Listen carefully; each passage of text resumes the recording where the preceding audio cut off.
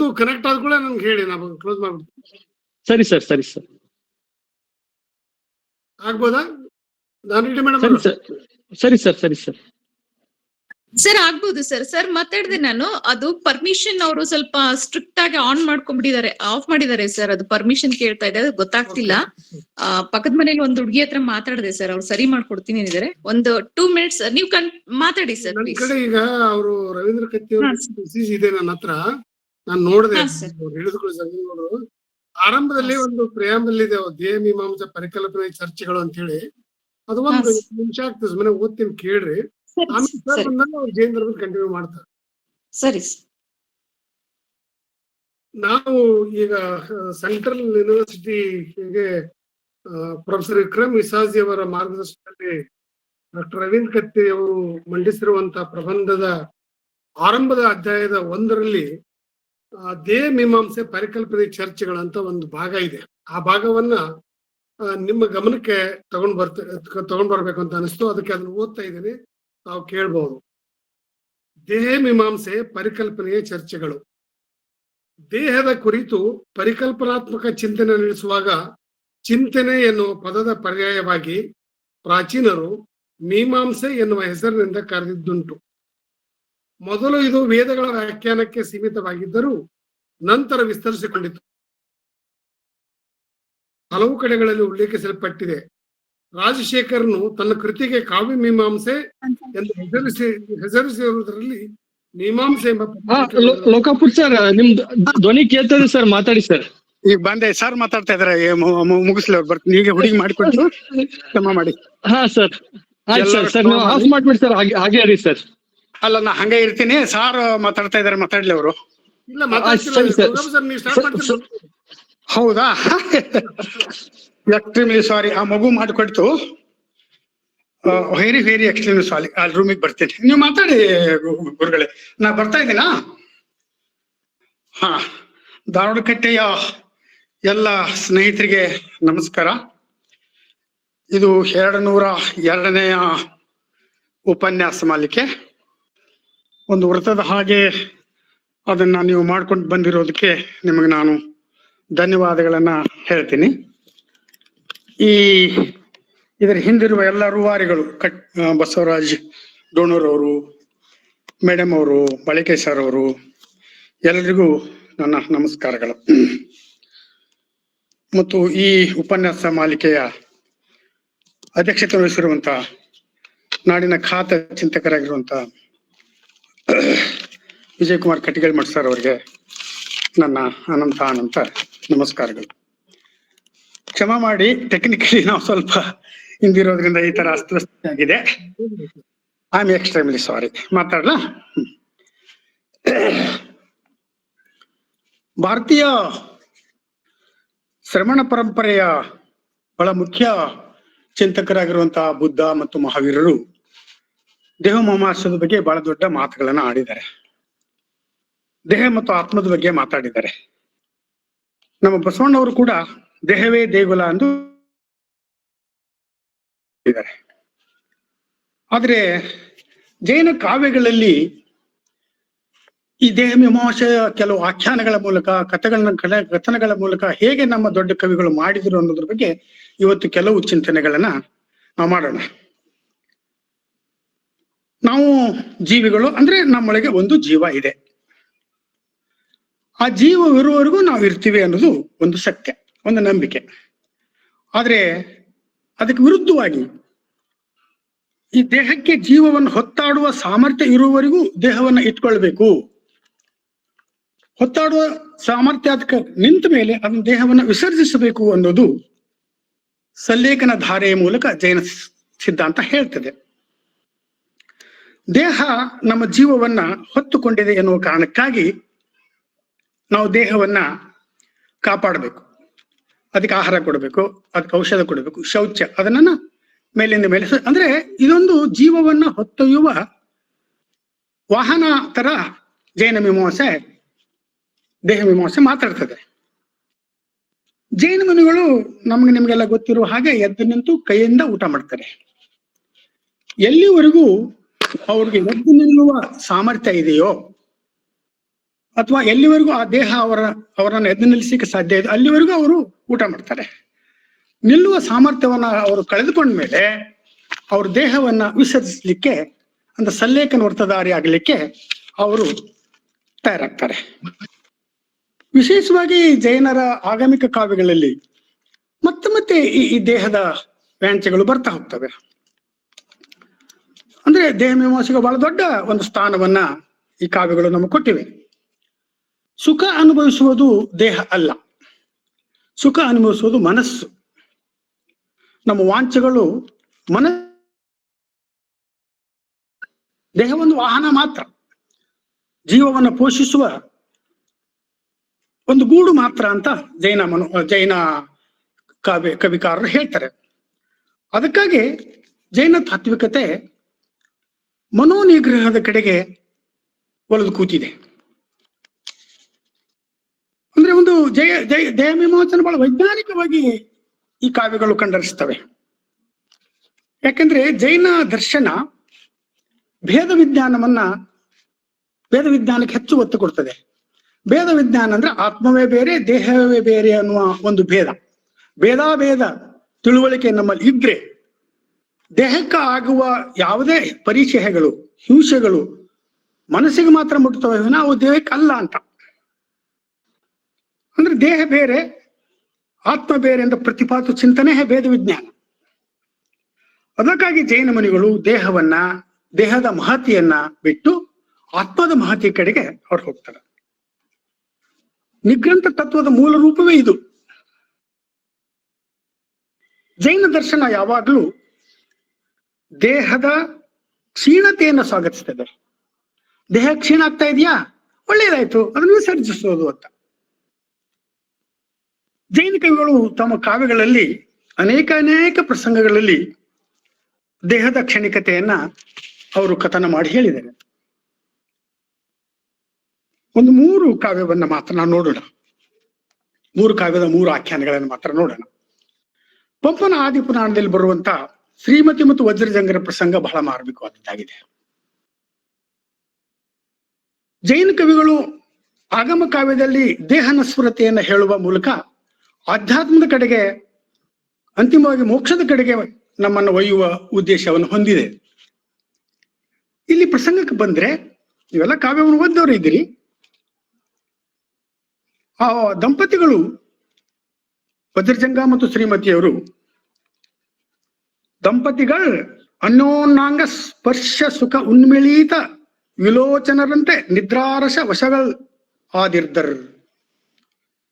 ಅಂದ್ರೆ ಒಬ್ಬರನ್ನೊಬ್ಬರು ಅಪ್ಪಿಕೊಂಡು ದೇಹಗಳ ಸಂಸ್ಪರ್ಶದ ಸುಖದಿಂದ ಉನ್ಮಿಲಿತ ನೇತ್ರದಂತೆ ನಿದ್ರಾಪರವಶರಾಗಿರ್ತಾರೆ. ಆದ್ರೆ ಮುಚ್ಚಿರ್ದ ಹಂಸ ನೀಲ ಗವಾಕ್ಷ ಜಾಲ ಕವಾಟ ಪುಟಂಗಳ್ ತೆರೆಯಲ್ ಮರೆದು, ತಮ್ಮ ಕೋಣಿಯಲ್ಲಿರುವಂತ ಕಿಟಕಿಯ ಬಾಗಿಲುಗಳನ್ನ ಕವಾಟ ಪುಟಂಗಳನ್ನ ತೆರೆಯಲ್ ಮರೆದು ಅವ್ರು ತೆರೆದಿರಂಗಿಲ್ಲ, ಮರ್ತಿರ್ತಾರೆ. ಆದ್ರೆ ಅಲ್ಲಿ ಅವರು ಸುಖಕ್ಕೆ ಹಚ್ಚಿಕೊಂಡಂತ ಕಾಳಾಗರ ಧೂಪ ಅಲ್ಲಿರ್ತದೆ. ಆ ಕಾಳಾಗರ ಧೂಪ ಹೇಗೆ ಇಡೀ ರೂಮನ್ನ ಹೊಕ್ತು ಅಂತ ಪಂಪ ಹೇಳ್ತಾನೆ ನೋಡಿ. ಬಿಡದೆ ಪೊಗೆ ಸುತ್ತ ತೋಳನ್ನು ಸಡಿಲಿಸದ ಪ್ರಾಣವಲ್ಲವರ್. ಇಡೀ ರೂಮು ಹೊಗೆಯಿಂದ ತುಂಬಿಕೊಡುದು, ಕಾಳಾಗರ ಧೂಪದಿಂದ ತುಂಬಿಕೊಂಡಿದೆ. ಆದ್ರೆ ದೇಹವನ್ನ ಸುತ್ತಕೊಂಡಂತ ತೋಳಗಳನ್ನ ಅವರು ಸಡಿಸದೆ ಪ್ರಾಣಮಂ ಆದೊಡೆಗಳು ಆದರ್ ಓಪರೋಪರೊಳ್ ಒಡಸಾಯಲ್ ಪಡೆದರ್, ಅಪ್ಪಿಕೊಂಡು ಸತ್ತೋಗ್ತಾರೆ. ಪಂಪ ಬಹಳ ವ್ಯಂಗ್ಯವಾಗಿ ಮುಂದೆ ಮಾತಾಡ್ತಾನೆ. ಇನ್ನವೆಂ ಸೈಪಳವೇ, ಇವರೇನು ಬಹಳ ಪುಣ್ಯ ಮಾಡ್ಯಾರಲ್ಲ ಅಂತ. ಪುಣ್ಯ ಏನ್ ಮಾಡಿಲ್ಲ ಅವರು. ಮನಸ್ಸು ಮಾಡುವ ಕ್ರಿಯೆಯಿಂದ ದೇಹ ಶಿಕ್ಷೆಯನ್ನು ಅನುಭವಿಸ್ತದೆ. ದೇಹ ಯಾವುದು ತಪ್ಪು ಮಾಡಲ್ಲ, ಅದಕ್ಕೆ ನಿರ್ದೇಶನ ಕೊಡೋದು ಮನಸ್ಸು, ಬೇಡ ಬೇಕು ಅಂತ ಹೇಳೋದು ಆತ್ಮ. ಹಾಗಾಗಿ ನರಕಕ್ಕೆ ಮತ್ತು ಸ್ವರ್ಗಕ್ಕೆ ಹೋಗುವುದು ಆತ್ಮವೇ ವಿನಃ ದೇಹ ಅಲ್ಲ. ಅದರೊಳಗಿನ ಜೀವ ಇರುವವರೆಗೂ ದೇಹಕ್ಕೊಂದು ಅಸ್ತಿತ್ವ, ಜೀವಕ್ಕೊಂದು ಮಹತಿ, ಜೀವಕ್ಕೊಂದು ಸ್ಥಾನ. ಜೀವವನ್ನು ಪೋಷಿಸುವ ಸಲುವಾಗಿ ದೇಹವನ್ನು ಪೋಷಿಸಬೇಕು. ಇಲ್ಲಿ ನೋಡಿ, ಬಾಗಿಲ ಕಿಟಕಿಯನ್ನ ತಗೀಲಕ್ಕೂ ಸುದಕ್ಕ ಅವ್ರಿಗೆ ನಂಬಿಕೆ ಇಲ್ಲದೆ ಅವರು ಓಪರು ಅಪ್ಪಿಕೊಳ್ತಾರೆ ಈ ದೇಹದ ಸಂಸ್ಕಾರದಿಂದ. ಅವ್ರು ಸತ್ತು ಹೋಗ್ತಾರೆ ವಿನಃ ಬಾಗಿಲು ಕಿಟಕಿ ತೆಗೆಯಲ್ಲ. ಭೋಗಾಂಗ ಮಾಗಿಯುಂ ಕೃಷ್ಣಾಗರ ಧೂಪಂ ಮುಸುಂಕಿ ಕೊಂದಿಕ್ಕುದದ ಭೋಗಿಗಳನ್ ಇಂತೂ ಸಂಸ್ಕೃತಿ ಭೋಗங்கள், ಸಂಸ್ಕೃತಿ ಅಂದ್ರೆ ಸಂಸಾರ, ಸಂಸ್ಕೃತಿ ಭೋಗங்கள் ಭೋಗಿ ಭೋಷಿದ ವಿಷವಂಗಳು. ಸಂಸ್ಕೃತಿಯ ಸೌಖ್ಯಗಳು, ಈ ಸಂಸಾರದ ಸೌಖ್ಯಗಳು ಸರ್ಪದ ಹೆಡೆಗಳಿಗಿಂತ ವಿಷಯಮಯವಾದದ್ದು ಅಂತ ಪಂಪ ಹೇಳ್ತಾರೆ. ಜೈನ ತಾತ್ವಿಕತೆಯಲ್ಲಿ 3 ತರ ಮರಣಗಳು ಬರ್ತವೆ. ಒಂದು ಬಾಲ ಮರಣ, ಪಂಡಿತ ಮರಣ, ಪಂಡಿತ ಮರಣ ಅಂತ. ಬಾಲಮರಣ ಅಂದ್ರೆ ಈಗ ಇವರು ಶ್ರೀಮತಿ ಮತ್ತು ವಜ್ರಜಂಗರು ಸತ್ತು ಹೋದ್ರಲ್ಲ, ಇದೊಂಥರ ಸೂಸೈಡ್. ಪಂಡಿತ ಮರಣ ಅಂದ್ರೆ ನಾವೆಲ್ಲ ಸಾಮಾನ್ಯವಾಗಿ ಸಾಯ್ತವಲ್ಲ ಅದು. ಪಂಡಿತ ಮರಣ ಅಂದ್ರೆ ಸಲ್ಲೇಖನ ವೃತ್ತದಿಂದ ದೇಹವನ್ನ ನಿರ್ಜರಗೊಳಿಸಿ ಸಾಯುವುದು. ಅದು ಬಹಳ ಪುಣ್ಯದ ಕೆಲಸ. ದೇಹವನ್ನ ಮನಸ್ಸೋ ಒಪ್ಪಿಕೊಂಡು ವಿಸರ್ಜನೆ ಮಾಡುವ ಒಂದು ರೀತಿ, ಒಂದು ವಿಧಾನವನ್ನ ಜೈನ ಧರ್ಮ ಕಂಡರಿಸಿಕೊಳ್ತದೆ. ಅದಕ್ಕಾಗಿ ನಾವು ದೇಹ ಸುಖವನ್ನ ತ್ಯಜಿಸಬೇಕು. ಸಂಸ್ಕೃತಿಯ ಸೌಖ್ಯಗಳು ಏನದಾವಲ್ಲ ಇವು ವಿಷಸರ್ಪದ ಹಾಗೆ ಇದ್ದಾವೆ, ಇದನ್ನ ದೇಹವನ್ನ ಸಹಿಸಬೇಕು ಅಂತ ಜೈನ ಕಾವ್ಯಗಳು ಮತ್ತೆ ಜೈನ ಆಗಮ ಕಾವ್ಯಗಳು ಮತ್ತೆ ಒತ್ತಿಸ್ತವೆ. ದೇಹದ ಮೂಲಕ ಪಡುವ ಸುಖ ಅಲ್ಲ, ಆತ್ಮದ ಮೂಲಕ ಪಡುವ ಸುಖವೇ ಶಾಶ್ವತ. ಆತ್ಮದ ಮೂಲಕ ಪಡುವ ಸುಖ ಇದೆಯಲ್ಲ ಅದು ಆಧ್ಯಾತ್ಮವಾದಿಗಳಿಗೆ ಮಾತ್ರ ಸಾಧ್ಯ ಆಗಿರೋದು. ಶ್ರೀಮತಿ ಮತ್ತು ವಜ್ರಜಂಗರಿಗೆ ಅದು ಸಾಧ್ಯ ಇಲ್ಲ. ಅವರು ಸತ್ತೋಗ್ತಾರೆ, ಅವರು ದೇಹವನ್ನು ವಿಸರ್ಜನೆ ಮಾಡ್ತಾರೆ, ಮುನಿಗಳು ದೇಹವನ್ನು ವಿಸರ್ಜನೆ ಮಾಡ್ತಾರೆ. ಆದ್ರೆ ಅವ್ರದ್ದು ಬಾಲಮರಣಕ್ಕೆ ಹೋಗ್ತದೆ, ಮುನಿಗಳದ್ದು ಪಂಡಿತ ಮರಣಕ್ಕೆ ಹೋಗ್ತದೆ. ಅನಿತು ಸುಖ ಅನಿತು ಭೋಗದ ಮನುಜ ಯುಗಂ ನೋಡೇ ತತ್ಕ್ಷಣದೋಳ್ ದೇಶೇ ನೈದೆನೆ ಜಡರೇ ನಂಬುವರ್ ಸಂಸ್ಕೃತಿ. ಈ ಸಂಸಾರವನ್ನ ಈ ಜನ ಅದ್ ಹೇಗಪ್ಪ ನಂಬ್ತಾರೆ ಅಂತ ಸಂಸಾರ ಸುಖ ಭೋಗಗಳನ್ನ ಕವಿ ಪಂಪ ಇಲ್ಲಿ ಉದ್ಗಾರ ತೆಗೆದು ಮಾತಾಡ್ತಾನೆ. ಮೂರ್ಖನಾದ ಜನರು ಏನಿದೆ ಎಂದು ಸಂಸಾರ ನಂಬ್ತಾರೆ. ಜೈನ ಆಗಮಿಕ ಕಾವ್ಯಗಳ ಬಹಳ ಮೂಲ ಉದ್ದೇಶವೇ ಆಧ್ಯಾತ್ಮದ ಕಡೆಗೆ ನಮ್ಮನ್ನ ಮುನ್ನಡೆಸ್ಕೊಂಡು ಹೋಗುವುದು ಅನ್ನೋದ್ರ ಬಗ್ಗೆ ನಾವು ಮರಿಬಾರ್ದು. ಜೈನ ಧರ್ಮದಲ್ಲಿ 4 ದಾನಗಳಿದ್ದಾವೆ. ಅದರಲ್ಲಿ 2 ದಾನಗಳು ದೇಹಕ್ಕೆ ಸಂಬಂಧಪಟ್ಟದ್ದಿದ್ದಾವೆ. ಒಂದು ಆಹಾರ ದಾನ, ಅದೆಲ್ಲಾ ಧರ್ಮವೂ ಆಹಾರ ದಾನವನ್ನ ಮಾಡ್ತದೆ. 2ನೇದು ಭೈಷಜ ಅಂದ್ರೆ ಔಷಧ ದಾನ. ಇವೆರಡು ದೇಹವನ್ನ ಪೂಜಿಸ್ಲಿಕ್ಕೆ ಇರುವಂತ ದಾನಗಳು. ಇನ್ನೊಂದು ಅಭಯ ದಾನ, ನಾ ಇದ್ದೀನಪ್ಪ ಹೆದರಿಬೇಡ ಅಂತ ಅನ್ನೋದು ಒಂದು ದಾನವೇ, ಒಂದು ಅಭಯ ದಾನ. ಇನ್ನೊಂದು ಶಾಸ್ತ್ರದಾನ. ಅಭಯದಾನ ಮನಸ್ಸಿಗೆ ಸಂಬಂಧಪಟ್ಟದ್ದು, ಶಾಸ್ತ್ರದಾನ ಜ್ಞಾನಕ್ಕೆ ಸಂಬಂಧಪಟ್ಟದ್ದು, ಆಹಾರ ಮತ್ತು ಔಷಧ ದಾನ ದೇಹಕ್ಕೆ ಸಂಬಂಧಪಟ್ಟದ್ದು. ಇವೆಲ್ಲ ಒಟ್ಟುಗೂಡಿಯೇ ನಾವು ನಡಿಬೇಕು, ಚಲಿಸಬೇಕು ಅನ್ನುವಂಥದ್ದನ್ನ ಒತ್ತಿ ಹೇಳ್ತದೆ. ಇವುಗಳಲ್ಲಿ ದೇಹ ಒಂದು ಅಮೂಲ್ಯವಾದ ಜೀವವನ್ನ ಹೊತ್ತಿದೆ ಅನ್ನುವ ಕಾರಣಕ್ಕಾಗಿ ಆ ದೇಹದಲ್ಲಿ ಇರಬೇಕು ಅನಿಸ್ಬೇಕು. ಆ ಜೀವವನ್ನ ದೇಹ ಇರ್ಲಿಕ್ಕೆ ಅನಿಸ್ಲಿಲ್ಲ ಅಂದ್ರೆ ಬಿಟ್ಟು ಹೋಗ್ತದೆ. ಹಾಗಾಗಿ ಇರಬೇಕು ಅನಿಸ್ಬೇಕು. ರೋಗಗ್ರಸ್ತ ಆದ್ರೆ ಜೀವ ಆ ದೇಹವನ್ನು ಬಿಟ್ಟು ಬೇರೆ ಕಡೆ ಹೋಗ್ತದೆ. ಆದ್ರಿಂದ ದೇಹವನ್ನು ಆರೋಗ್ಯಪೂರ್ಣವಾಗಿ ಇಟ್ಕೋಬೇಕು. Nourished mind and the healthy body ಅಂತ ಬುದ್ಧ ಹೇಳ್ತಾನಲ್ಲ, ಹಾಗೆ ಇವರು ದೇಹಕ್ಕೆ ತತ್ಕ್ಷಣದ ಉಪಚಾರವನ್ನ ಮಾಡಬೇಕು. ಯಾಕಂದ್ರೆ ಅದು ಅಮೂಲ್ಯವಾದ ಜೀವವನ್ನು ಇಟ್ಕೊಂಡಿದೆ. ಜೀವಕ್ಕಾಗಿ ದೇಹವನ್ನ ರಕ್ಷಿಸಬೇಕೇ ವಿನಃ ದೇಹವೇ ಮುಖ್ಯ ಅಲ್ಲ ಅನ್ನುವಂಥದ್ದನ್ನ ಜೈನ ಕಾವ್ಯಗಳು ಮತ್ತೆ ಒತ್ತಿ ಹೇಳ್ತಾರೆ. ಶ್ರೀಮತಿ ಮತ್ತು ವಜ್ರಜಂಗರು ದೇಹವನ್ನು ಬಿಡ್ತಾರೆ. ಯಾತಕ್ಕಾಗಿ? ಅಲ್ಪ ಸುಖಕ್ಕಾಗಿ ಬಿಡ್ತಾರೆ. ಆಗ ಅವರಿಗೆ ಅವರ ಮೋಕ್ಷ ಪ್ರದಾಯಿನಿಗಳಲ್ಲ. ಅವರು ದೇಹದಲ್ಲಿ ಕೇವಲ ಜೀವ ಮಾತ್ರ ಇಲ್ಲ, ಅದರಲ್ಲಿ ಕಾಮ ಇದೆ, ಕ್ರೋಧ ಇದೆ, ಮದ, ಮತ್ಸರ, ಮೋಹ ಇವೆಲ್ಲ ಇವೆ. ಇವು ಮನಸ್ಸಿನಿಂದ ಉದ್ದೀಪನಗೊಳ್ಳುವಂತ ಸಂಗತಿಗಳು.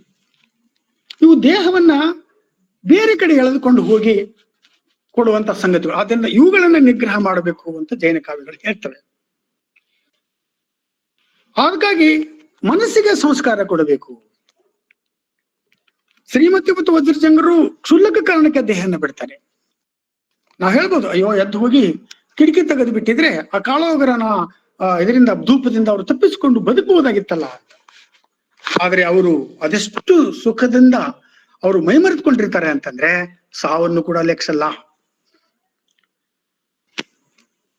ಆದ್ರೆ ನಿರ್ಜರಾ ತತ್ವದ ಮೇಲೆ, ನಿರ್ಜರಾ ಅಂತ ಒಂದು ಬೇಂದ್ರೆ ಅವರ ಪದ್ಯ ಇದೆ, ಬಹಳ ಅದ್ಭುತವಾದ ಕನ್ನಡದ ಮಹತ್ವದ ಕಾವ್ಯ ಅದು.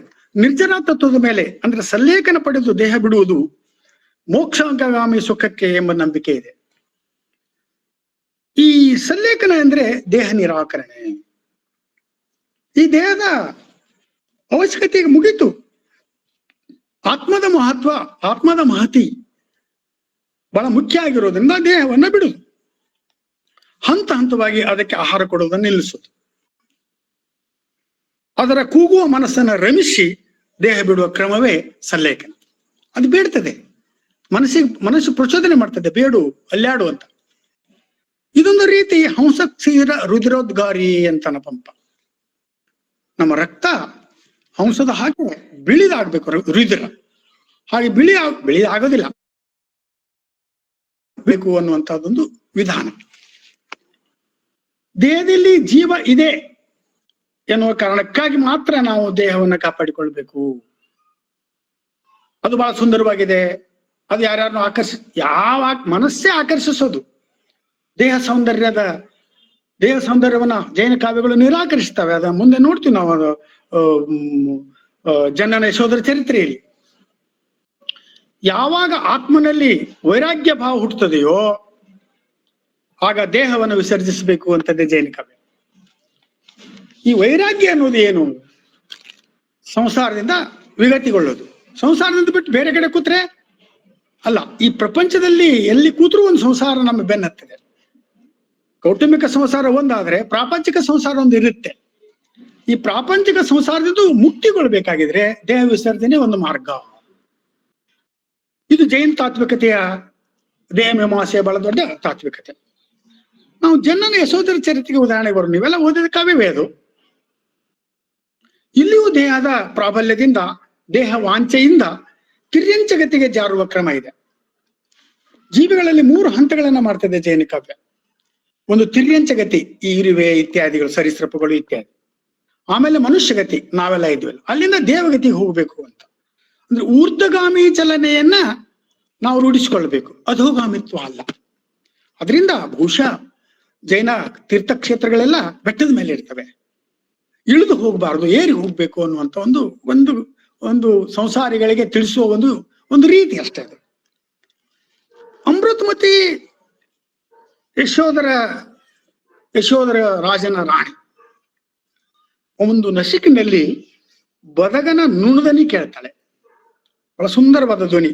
ಬದಗ ಮಾಳವಶಿರಿ ರಾಗವಂ ಚಾಳಿಸಿದಂ.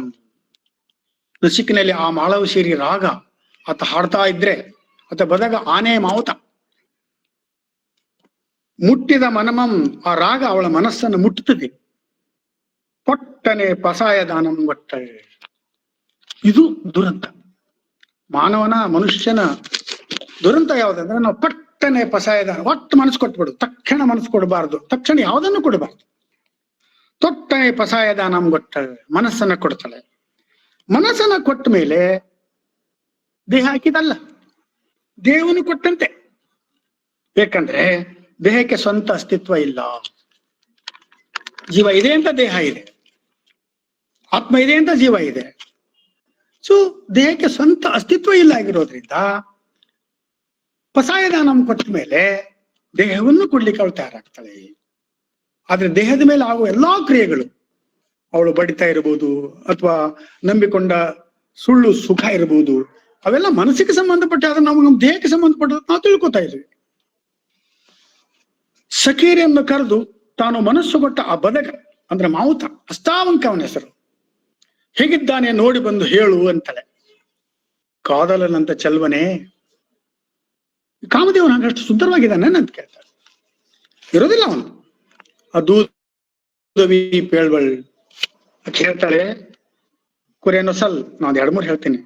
ಅರೆಗಣ್, ಒರೆವಾಯ್, ಕುಪ್ಪಳಿಕೆಯ ಹಪ್ಪಳಿಕೆಯ ಮೂಗು, ಮುರುಟಿದ ಕಿವಿ, ಈ ತರ ಹೊರಗು ಬಾಯಿ, ಪಿಚ್ಚುಗಣ್ಣು, ಬಹಳ ಅಸಹ್ಯವ ಗೂನು ಬೆನ್ನು, ಇತ್ಯಾದಿ ಇತ್ಯಾದಿ ಇತ್ಯಾದಿ ವರ್ಣನೆ ಆಗ್ತದೆ.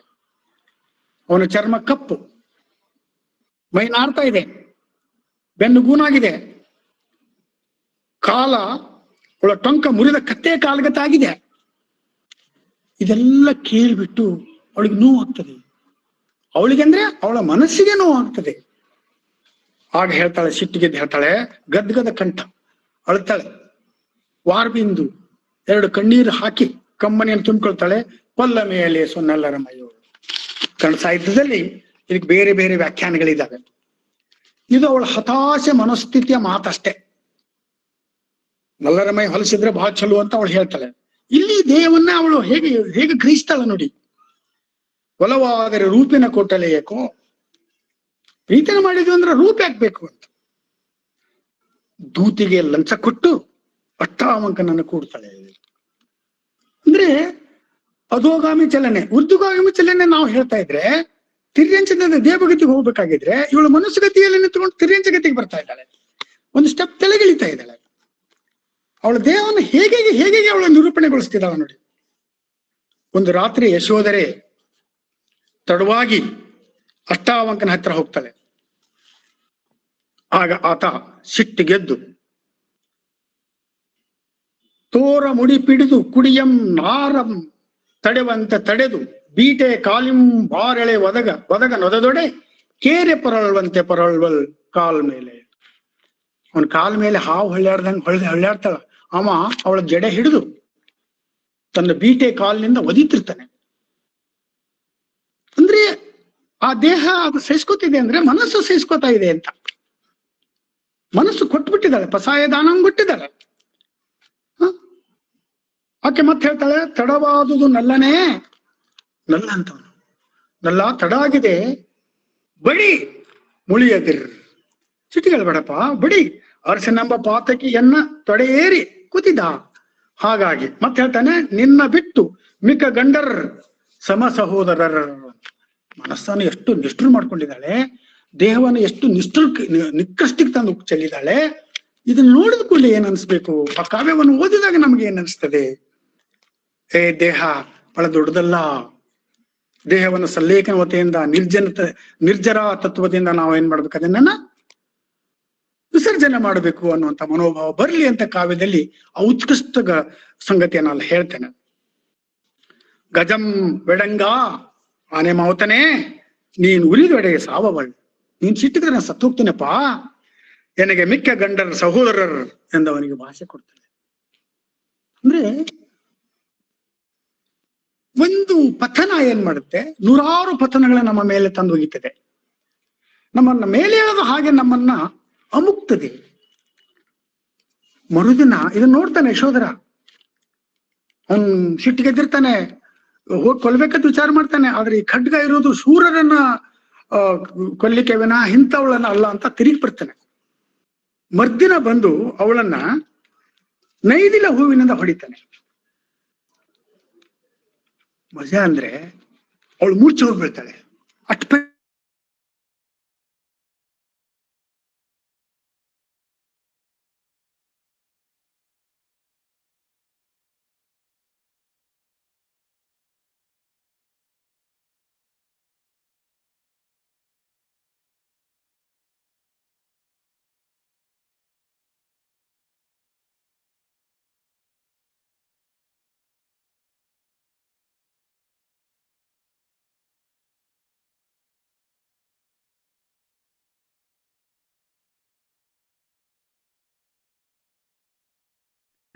ದೇಹದ ಮೇಲೆ ಆದ ಸಂಗತಿಗಳೆಲ್ಲ ನಮ್ಮನ್ನ ಕಾಡ್ಸ್ಲಿಕ್ಕೆ ಶುರು ಆಗ್ತವೆ. ಯಾವ ಹಿಡಿದ್ ನಾನು ಹೇಳಿದ್ರಿ, ನನ್ನ ಹೊಡೆದ್ರಿ ಅಂತ. ಈ ಹೊಡೆದದ್ದು ನಿನ್ನ ದೇಹಕ್ಕಲ್ಲ, ನಿನ್ನ ಮನಸ್ಸಿಗೆ. ಆ ನೈದಿಲಿಂದ ಮೂರ್ಛೆ ಹೋದಾಗ ಅಕಟಕಟ ನೊಂದಳ್ ಎತ್ತೆರೆ ಸುಕುಮಾರಿಯಂ, ಅಲ್ಲೇ ಸುಕುಮಾರಿಯಂ ಅಂತ ಅವನು ವ್ಯಂಗ್ಯ ಹಾಕ್ತಾನೆ. ಅಯ್ಯೋ ನೊಂದಿದ್ದಾಳೆ ಈ ಸುಕುಮಾರಿ, ಅವಳು ಎತ್ಕೊಂಡು ಪಲ್ಲಂಗ ಮೇಲೆ ಹಾಕ್ರಪ್ಪ ಅಂತ ವ್ಯಂಗ್ಯ ಹಾಕ್ತಾನೆ. ಅಂದ್ರೆ ಈ ದೇಹವನ್ನ ಯಾವ ಲೆವೆಲ್ಗೆ ಹೋದಾಳ ನೋಡ್ರಿ. ಅದೇ ದೇಹ ಬೀಟಗಾಲಿನಿಂದ ಬಡಿಸ್ಕೊಂಡಾಗ ನೋವು ಕೊಟ್ಟು ಚೀರಾಡದೆ ಇರುವ ದೇಹ ನೈದಿಲಿಂದ ಬಡಿಸ್ಕೊಂಡಾಗ ಮೂರ್ಛೆ ಹೋಗ್ತದೆ. ನೈದಿಲಿಂದ ಬಡಿಸ್ಕೊಂಡಾಗ ಮೂರ್ಛೆ ಹೋಗಿ ಬೀಳ್ತಾಳೆ. ಈ ಸುಕುಮಾರ ಸ್ವಾಮಿ ಕತೆ ಒಡ್ಡಾರಾಧನೆಲ್ಲ ನೋಡಿದಿರಿ, ಕೇಳಿದಿರಿ. ಸುಕುಮಾರ ಸ್ವಾಮಿ ಅದೆಷ್ಟು ಮೃದುವಾಗಿ ಸುಕುಮಾರವಾಗಿ ಬೆಳೆದಿರ್ತಾನೆ ಅಂದ್ರೆ ರಾಜ ಅವ್ರ ಮನೆಗೆ ನೋಡ್ಲಿಕ್ಕೆ ಬರ್ತಾನ ಅವನನ್ನ. ಅದೇನೋ ರಕ್ತಗಂಬಳಿಯನ್ನ ರಾಜನ ಕೊಡ್ಲಿಕ್ಕೆ ಆಗುದಿಲ್ಲ ಅಂತ ಅವ್ರ ಅಮ್ಮ ಕೊಂಡು ತೋತಾಳಂತ, ನನ್ಗಿಂತಲೂ ಶ್ರೀಮಂತರಿದಾನಲ್ಲ ನೋಡೋಣ ಅಂತ ಬರ್ತೇನೆ. ಬಂದಾಗ ಊಟಕ್ಕೆ ಕೂತಾಗ ಒಂದ್ ಅಗಳು ತಿಂತಾನೆ, ಒಂದ್ ಅಗಳು ಉಗುಳ್ತಿರ್ತಾನೆ. ರಾಜ ಹೇಳ್ತಾನೆ, ನಿನ್ ಮಗನಿಗೆ ಏನೋ ರೋಗಿದಿಲ್ಲಮ್ಮ. ಇಲ್ಲ, ನಾವು ಹಿಂದಿನ ರಾತ್ರಿ ನೈದಿಲೆ ಅಂದ್ರೆ ಕಮಲದ ಹೂವಿನಲ್ಲಿ ಅಕ್ಕಿ ಹಾಕ್ತಿವಿ, ಅದು ರಾತ್ರಿ ಎಲ್ಲ ಮುಚ್ಕೊಂಡು ಬೆಚ್ಚಗೆ ಹದವಾಗ್ತದೆ, ಮುಂಜಾನೆ ಅದು ಬಿಚ್ಚಿ ತಂದು ಅಡಿಗೆ ಮಾಡ್ತೀವಿ. ನೀವು ಬಂದರೆ ಅಂದ್ರೆ ಅವಸರವಾಗಿ ಎಲ್ಲವನ್ನು ಮಿಕ್ಸ್ ಮಾಡಿ ಹಾಕಿದೀವಿ. ಬಾಯಲ್ಲಿ ನೈದಿಲೆಯಿಂದ ಖುದ್ದ ಅಕ್ಕಿಯನ್ನ ನುಂಗುತ್ತಾನೆ, ಸಾದಾ ಅಕ್ಕಿಯನ್ನ ಅನ್ನವನ್ನ ಉಗುಳುತ್ತಾನೆ ಅಂತ. ಅಷ್ಟು ಮೃದು ಅವನು. ಆದ್ರೆ ಮುಂದೆ ಏನಾಗ್ತಾನ ಅವನು? ಜೈನ ನಿಘ್ರಂಥ ಮುನಿ ಆಗ್ತಾನೆ, ಕಾಲ್ನಡಿಗೆಯಿಂದ ನಡೀತಾನೆ, ಬೆತ್ತಲೆ ಆಗ್ತಾನೆ, ಕೂದಲನ್ನು ಕಿತ್ಕೊಳ್ತಾನೆ, ಎಲ್ಲ ಬಾಹ್ಯದ ಪರಿಸರಗಳನ್ನ ಗೆದಿತಾನೆ, ಕೈಯಿಂದ ಊಟ ಮಾಡ್ತಾನೆ. ಅದೇ ದೇಹ, ಸುಕುಮಾರ ದೇಹವನ್ನ ಆತ ಗಟ್ಟಿಗೊಳಿಸ್ತಾನೆ. ಅಂದ್ರೆ ದೇಹ ಏನು ಗಟ್ಟಿಗೊಳಿಸಂಗಲ್ಲ, ಮನಸ್ಸು. ಸುಕುಮಾರನಾಗಿದ್ದಾಗಿನ ಮನಸ್ಸು, ಸುಕುಮಾರ ಸ್ವಾಮಿ ಆದಾಗ ಬೇರೆ ಮನಸ್ಸಿರುತ್ತೆ. ನಮ್ಮ ದುರಂತಕ್ಕೆ, ನಮ್ಮ ದೇಹದ ಈ ಅಲಂಕಾರವನ್ನ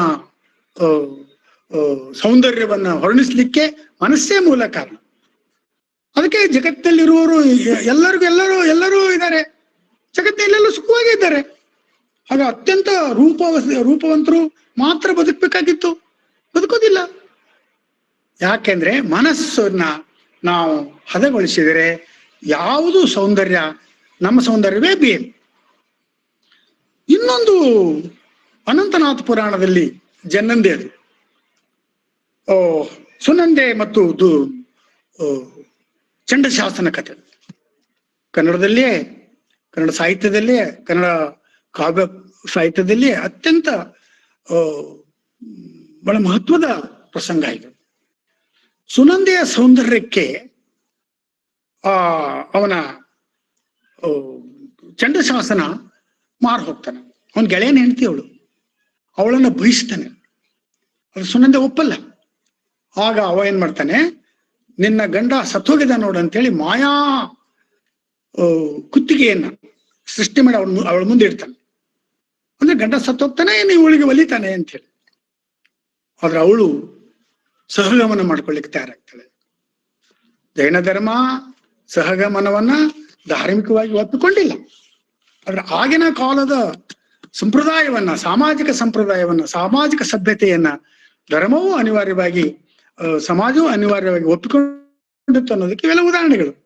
ಯಾಕೆಂದ್ರೆ ರನ್ನನ ಕಾವ್ಯದಲ್ಲೇ ಬರ್ತೈತಲ್ಲ, ನಮ್ಮ ಅತ್ತಿಮಬ್ಬೆ ಅಕ್ಕ ಗುಂಡಮಬ್ಬೆ ಸಲ್ಲೇಖನ ತಗೊಳ್ಳುವಾಗ, ಇದು ಸಹಗಮನ ಮಾಡುವಾಗ ಗುಂಪೆಲ್ಲಂ ಪೊಗಳೆ ಮಹಾಸತಿ ಸಮುಚಿತ ಆಚಾರ ಅಂತ.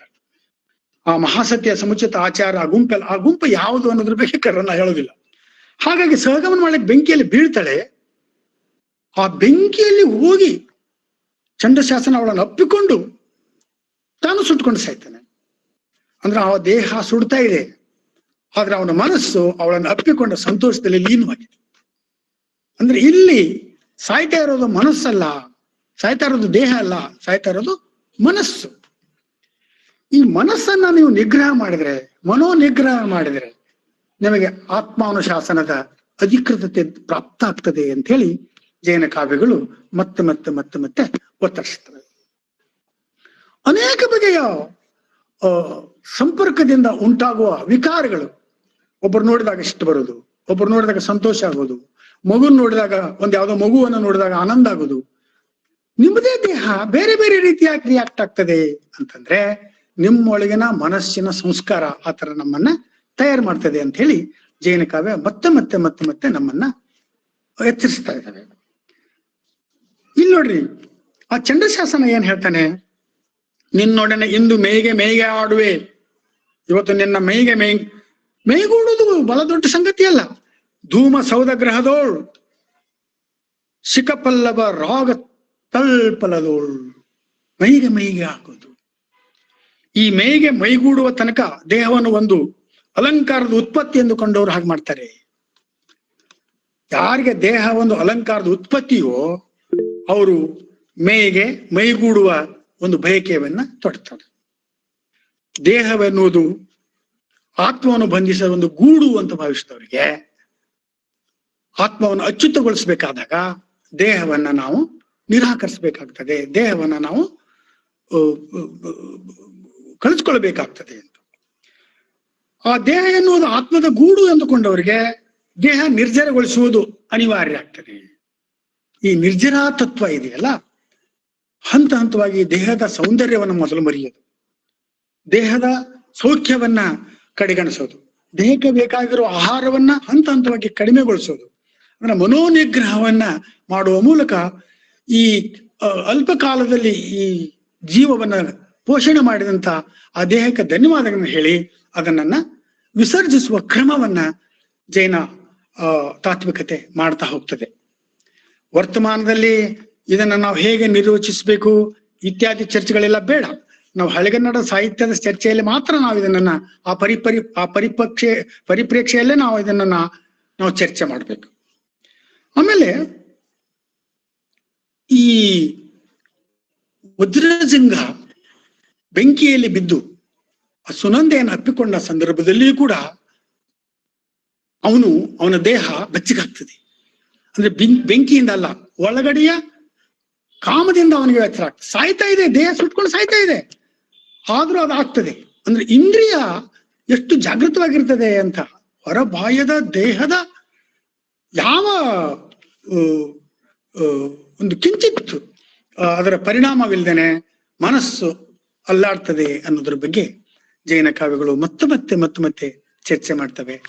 ಗೆಳೆಯರೇ, ತುಂಬಾ ಪ್ರಾರಂಭದಲ್ಲಿ ನನ್ನ ಈ ಆಧುನಿಕ ಪರಿಕರಗಳ ಉಪಯೋಗ ಮಾಡ್ಲಿಕ್ಕೆ ಆಗದೆ ನಿಮ್ಗೆ ತೊಂದರೆ ಕೊಟ್ಟೆ, ಮತ್ತು ತುಂಬಾ ನಾನು ನನ್ನ ಎಂದಿನ ಏನು ನಿತಾಂತತೆಯನ್ನು ಅದು ಕಳ್ಕೊಂಡ್ಬಿಟ್ಟಿದ್ದೇನೆ. ಹಾಗಾಗಿ ಚರ್ಚೆಯಲ್ಲಿ ಭಾಗವಹಿಸೋಣ ಅಂತ ಹೇಳ್ತಾ ನನಗೆ ಅವಕಾಶ ಕೊಟ್ಟಂತ ದಾವಡಕಟ್ಟೆ ಬಳಗಕ್ಕೆ ಮತ್ತು ಕೇಳಿದ ನಿಮ್ಗೆಲ್ಲರಿಗೂ ಧನ್ಯವಾದಗಳು. Madam sir.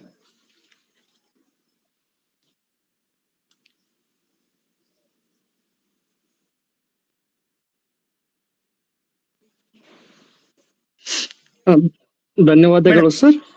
ಮಾತು ಮುಂದುವರಿಯುತ್ತೆ.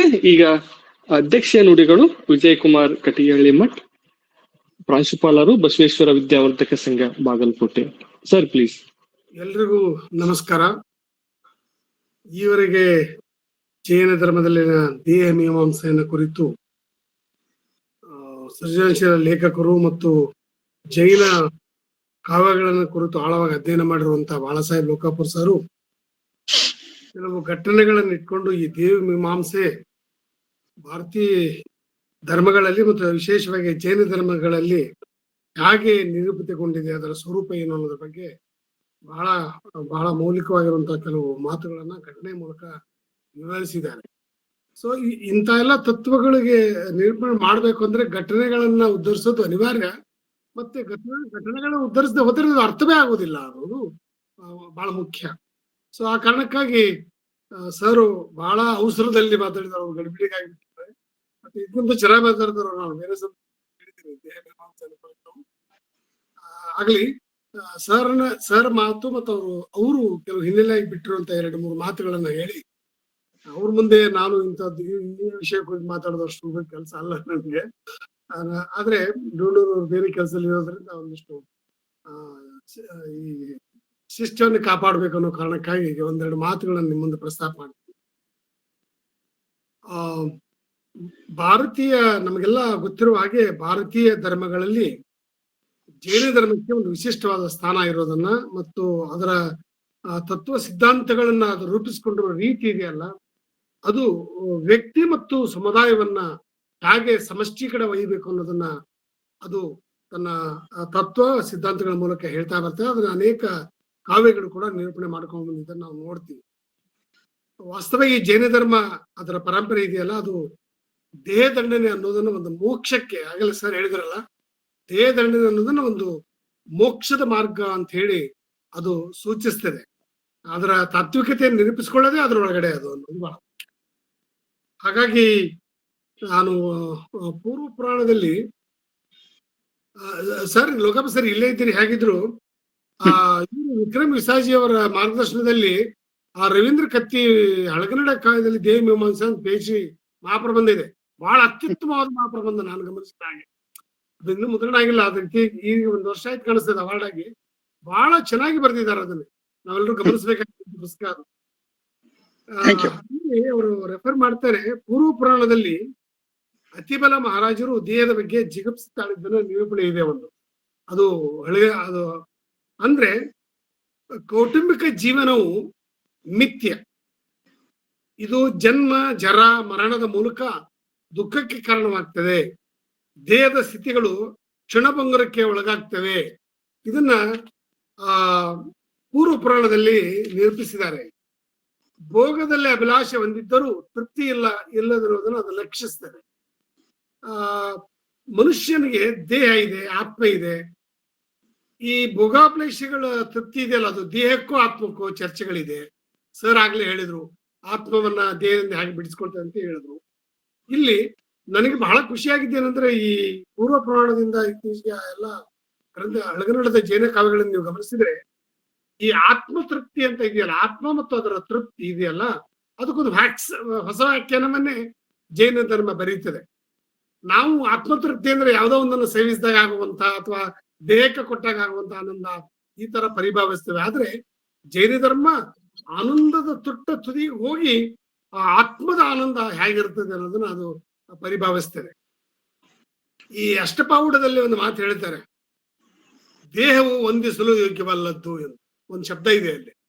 ದೇಹ ಗೌರವಿಸೋದಕ್ಕೆ ವಂದಿಸೋದಕ್ಕೆ ಯೋಗ್ಯ ಅಲ್ಲ. ಯಾವ್ದು ಯೋಗ್ಯ ಅಂದ್ರೆ ದೇಹದ ಒಳಗಡೆ ಇರುವಂತ ಆತ್ಮಕ್ಕೆ, ಅದಕ್ಕೆ ಆತ್ಮಕ್ಕೆ ವಂದಿಸ್ತಾರೆ, ದೇಹಕ್ಕಲ್ಲ ಅನ್ನೋದು ಅವ್ರು ಹೇಳ್ತಾರೆ. ಈ ಯಶಸ್ವಿ ತಿಲಕ ಚಂಪುನಲ್ಲಿ ಕೂಡ ಒಂದು ಮಾತು ಬರ್ತಿದೆ, ದೇಹವು ಬಹಳ ಜನಕ್ಕೆ ನಾನು ಇದನ್ನ ಯಾಕೆ 2 ಮಾತನ್ನು ವಿವರಿಸಿ ಹೇಳ್ತಾ ಇದ್ದೀನಿ ಅಂದ್ರೆ, ಜೈನ ಧರ್ಮವನ್ನ ನಾವು ಸ್ಪಷ್ಟವಾಗಿ ಅಧ್ಯಯನ ಮಾಡಲಾರ್ದನೆ ಮೇಲ್ನೋಟಕ್ಕೆ ಅಧ್ಯಯನ ಮಾಡಿ ಹೋಗಿ ಅದರ ಅರ್ಥವನ್ನ ಅಪಾರ್ಥ ಮಾಡಿದ್ದಂತ ಸಂದರ್ಭಗಳು ಹೆಚ್ಚಾಗ್ತಾವ. ಆ ಕಾರಣಕ್ಕಾಗಿ ಈ ಯಶಸ್ವಿ ತಿಲಕದಲ್ಲಿ ಒಂದು ಮಾತು ಹೇಳ್ತಾನೆ, ದೇಹವು ಸದೃಢವಾಗಿರುವಾಗ ಅದನ್ನು ನಾಶ ಮಾಡಲು ಪ್ರಯತ್ನಿಸಬಾರದು, ಆದ್ರೆ ಸಹಜವಾಗಿ ಅದು ನಾಶ ಹೊಂದುವುದಕ್ಕೆ ದುಃಖವನ್ನು ಕೂಡ ಪಡಬಾರದು. ಅಂದ್ರೆ ದೇಹವನ್ನ ನಾವು ಆತ್ಮ ಒಳಗಡೆ ಸಶಕ್ತವಾಗಿರ್ಬೇಕಂದ್ರೆ ದೇಹವು ಕೂಡ ಸಶಕ್ತವಾಗಿರ್ಬೇಕು, ಅದನ್ನು ವೃತ ಹಾಳು ಮಾಡಬಾರ್ದು. ಆದ್ರೆ ಆ ದೇಹ ಅದು ಅಶಕ್ತಿ ಕಡೆ ಹೋದಾಗ ಅದಕ್ಕೆ ನಾವು ದುಃಖಿಸೋದು ಅಗತ್ಯ ಇಲ್ಲ ಅನ್ನೋದನ್ನು ಕೂಡ ಅವನು ಹೇಳ್ತಾನೆ. ಇದನ್ನ ಅನೇಕ ಜೈನ ಕವಿಗಳು ಕೂಡ ನಮಗೆ ಹೇಳ್ತಾವೆ. ಈ ರತ್ನತ್ರಯಗಳ ಸಾಧನೆಯಲ್ಲಿ ಶರೀರದ ಪಾತ್ರ ಬಹಳ ಮುಖ್ಯ. ಆದ್ದರಿಂದ ವಿವೇಕಿಯಾದ ಸಾಧಕನು ಶರೀರವನ್ನ ನಾಶ ಮಾಡಬಾರದು ಅಂತ ಕೂಡ ಕೆಲವು ಕಾವ್ಯಗಳು ನಮಗೆ ಹೇಳುತ್ತಾವೆ. ಅದಕ್ಕೆ ಇಲ್ಲಿ ಶರೀರ ಗೌಣವಾಗಿರಿಸಿ ಆತ್ಮಕ್ಕೆ ಪ್ರಾಧಾನ್ಯತೆ ನೀಡಿದ್ದನ್ನು ನಾವು ಗಮನಿಸ್ಬೇಕು. ಚೇತರಿಸಿಕೊಳ್ಳಬಹುದಾದ ಮತ್ತು ಚೇತರಿಕೆ ಸಾಧ್ಯವೇ ಇಲ್ಲದ ಸ್ಥಿತಿಗಳನ್ನ, ಇದನ್ನ ಲೋಕಾಪುರುಷರು 2 ಉದಾಹರಣೆ ಮೂಲಕ ಎಲ್ಲಿವರೆಗೂ ದೇಹ ಶಕ್ತಿ ಇರ್ತದೋ ಚೇತರಿಸ್ಕೊಳ್ತದೋ ಅಲ್ಲಿವರೆಗೂ ಅದು ಇರಲಿ ಅಂತ. ಯಾವಾಗ ಅದು ಹೇಳಿದ್ರಲ್ಲ, ಈ ಜೈನ ಮುನಿಗಳು ಆಹಾರ ಸ್ವೀಕಾರ ಮಾಡುವಂತ ಒಂದು ಕ್ರಮ, ಅವ್ರು ನೋಡಿ ನಿಂತ್ಕೊಂಡೇನೆ ಆಹಾರ ಸೇವನೆ ಮಾಡ್ತಾರೆ. ಅಂದ್ರೆ ಎಲ್ಲಿವರೆಗೂ ಶಕ್ತಿ ಇರ್ತದೋ ಅಲ್ಲಿವರೆಗೂ ದೇಹ ಇರ್ತದೆ, ಆತ್ಮನೂ ಇರ್ತದೆ ಅನ್ನೋ ಅರ್ಥದಲ್ಲಿ. ಅದಕ್ಕೆ ಚೇತರಿಸಿಕೊಳ್ಳಬಹುದಾದ ಮತ್ತು ಚೇತರಿಕೆ ಸಾಧ್ಯವೇ ಇಲ್ಲದ ಸ್ಥಿತಿಗಳನ್ನು ಗುರುತಿಸಿ ಅಂತಿಮ ಘಟ್ಟದಲ್ಲಿ ಮಾತ್ರವೇ ಸನ್ಯಾಸ ಮತ್ತು ದೇಹದ ಮೂಲಕ ಶರೀರವನ್ನು ನಾಶ ಮಾಡಬೇಕು ಅಂತ ಹೇಳಿ. ಹಂಗೆ ಅವರು ಬಾಲಮರಣ ಅದನ್ನೆಲ್ಲ ಹೇಳಿದ್ರಲ್ಲ. ನಾವು ಈ ದೇಹವನ್ನ ನಿರಾಕರಣೆ ಮಾಡೋದಾಗ್ಲಿ ಅಥವಾ ತ್ಯಜಿಸೋದಾಗ್ಲಿ ಅದನ್ನು ಜೈನ ಧರ್ಮ ಒಪ್ಪೋದಿಲ್ಲ. ಆದ್ರೆ ಸನ್ಯಾಸತ್ವ ಬಂದಾಗ, ಅಂತಿಮ ಘಟ್ಟ ಬಂದಾಗ ದೇಹವನ್ನು ಹೇಗೆ ಈ ಭೂಮಿಯಿಂದ ವಿಸರ್ಜಿಸಬೇಕು ಅನ್ನೋದನ್ನ ಅದು ಹೇಳ್ತದೆ. ಆಮೇಲೆ ಶರೀರವು ಸದೃಢವಾಗಿದ್ದಾಗ ಅದು ವಿಕಾಸಗೊಳ್ಳಲು ಅವಕಾಶ ಮಾಡಿಕೊಡ್ಬೇಕು ಅಂತ ಜೈನ ಕಾವ್ಯಗಳು ಹೇಳ್ತಾವೆ. ಸದೃಢತೆಯಾಗ ಅದನ್ನ ವಿಕಾಸಕ್ಕೆ ಸದೃಢವಾಗಿ ಇನ್ನಷ್ಟು ಬೆಲೆ ಕೊಡ್ಬೇಕು. ಆದ್ರೆ ರುಜಿನಗಳು ಬಂದ್ರೆ ಚೇತರಿಸಿಕೊಳ್ಳಬೇಕು ಅಂತ ಅದನ್ನ ಚೇತರಿಸಕ್ಕೆ ಆರೋಗ್ಯವಾಗಿರುವಾಗ ನೋಡ್ಕೊಳ್ಬೇಕು. ಆದ್ರೆ ಧರ್ಮದ ಸೇವೆ ಇನ್ನು ನನ್ನ ಸಾಧ್ಯವಿಲ್ಲ, ಈ ದೇಹದಿಂದ ಆಧ್ಯಾತ್ಮದ ಔನ್ನತಿ ಸಾಧ್ಯ ಇಲ್ಲ ಅಂತ ಅನಿಸಿದಾಗ ದೇಹವನ್ನ ತ್ಯಜಿಸುವಂತ ಅನುಮತಿಯನ್ನ ಆ ಜೈನ ಧರ್ಮ ಕೊಡ್ತದೆ. ಬಹಳ ಸ್ವರಸಕರವಾದ, ಬಹಳ ಇಂಟ್ರೆಸ್ಟಿಂಗ್ ಆಗಿರೋ ಒಂದು ಸಂಖ್ಯೆ ಅಂತ ನನ್ಗೆ ಅನಿಸ್ತದೆ. ಜೈನರು ದೇಹವನ್ನೊಳಗೊಂಡಂತೆ ದೇಹದ ಅಥವಾ ವಸ್ತುವಿನ ಅರ್ಥ ನಿರ್ಧರಿಸಲು ಅನೇಕಾಂತವಾದವನ್ನು ಕೂಡ ಅವ್ರು ಮುಂದಿಡ್ತಾರೆ. ಈ ದೇಹ ಮೀಮಾಂಸವನ್ನು ಹೇಳುವಾಗ ಅನೇಕಾಂತವಾದವನ್ನು ಕೂಡ ಅವ್ರು ಸ್ಪಷ್ಟ ಹೇಳ್ತಾರೆ. ಅದನ್ನ ನನ್ಗಿಂತ ಬಹಳ ಸಾಹೇಬ್ ಲೋಕಪ್ಪ ಸರ್ ಬಹಳ ಚಂದ ಹೇಳ್ತಾರೆ. ಇದನ್ನ ಒಂದ್ಸರಿ ಅವ್ರು ಹೇಳಿದ್ದು ನನ್ಗೆ ನೆನಪು. ಈ ವಾದದಿಂದ ದೇವು ಗ್ರಹಿಸುವ ಕ್ರಮಕ್ಕಿಂತ ದೇವನ್ನ ಗ್ರಹಿಸಿಕೊಳ್ಳುವ ಕ್ರಮದ ಕಡೆಗೆ ಈ ಜೈನ ಧರ್ಮ ಮತ್ತು ಜೈನ ತತ್ವ ನಮಗೆ ಒತ್ತು ಕೊಡ್ತದೆ. ಅದಕ್ಕೆ ಸ್ಥಿರವಾಗಿರಿಸಲು ದೇವವನ್ನು ಆಗಿ ನೋಡ್ತಾರೆ. ಆತ್ಮವನ್ನು ಸ್ಥಿರವಾಗಿಡೋದಾಗೆ, ಆತ್ಮದ ಉನ್ನತಿಯನ್ನು ಮಾಡೋದಾಗೆ, ಆತ್ಮಶಕ್ತಿಯನ್ನು ಹೆಚ್ಚಿಸಿಕೊಳ್ಳೋದಾಗೆ ಅನ್ನೋದಕ್ಕೆ ಅವರು ದೇಹ ಮೀಮಾಂಸೆಯನ್ನು ಹೇಳ್ತಾರೆ. ಆ ಕಾರಣಕ್ಕಾಗಿ ಸ್ವತಂತ್ರ ಆತ್ಮದ ಅಸ್ತಿತ್ವವನ್ನೇ ನಂಬಿದ್ದರಿಂದ ದೇಹದ ನಿಗ್ರಹವನ್ನ ಅವರು ನಿರೂಪಿಸಿದ್ರು. ಅಂದ್ರೆ ಈ ಆತ್ಮ ಅನ್ನೋದು ಸ್ವತಂತ್ರ, ಅದರ ಶಕ್ತಿಯೇ ಮನುಷ್ಯನ ಶಕ್ತಿ, ತತ್ವದ ಶಕ್ತಿ.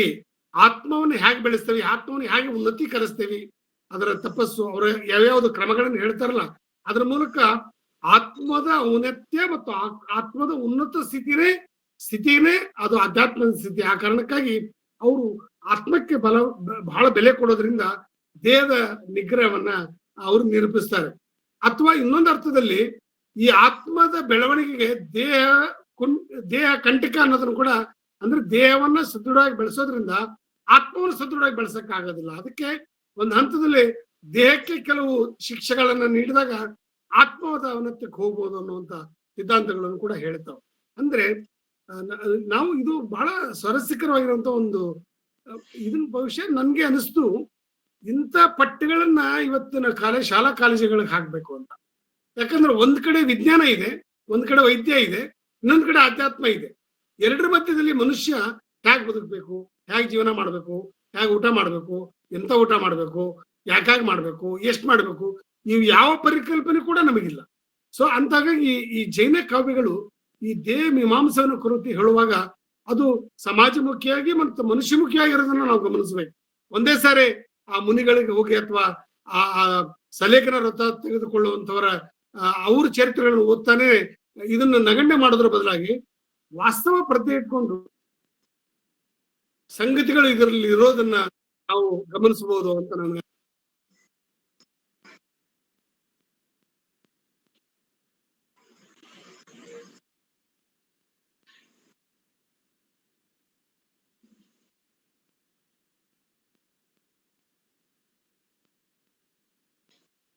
ಹಲೋ ಸರ್, ನಿಮ್ಮ ವಾಯ್ಸ್ ಕೇಳ್ತಾ ಇಲ್ಲ ಸರ್, ಸ್ವಲ್ಪ ನೆಟ್ವರ್ಕ್ ಸಮಸ್ಯೆ ಆಗಿದೆ ಅನ್ಸುತ್ತೆ.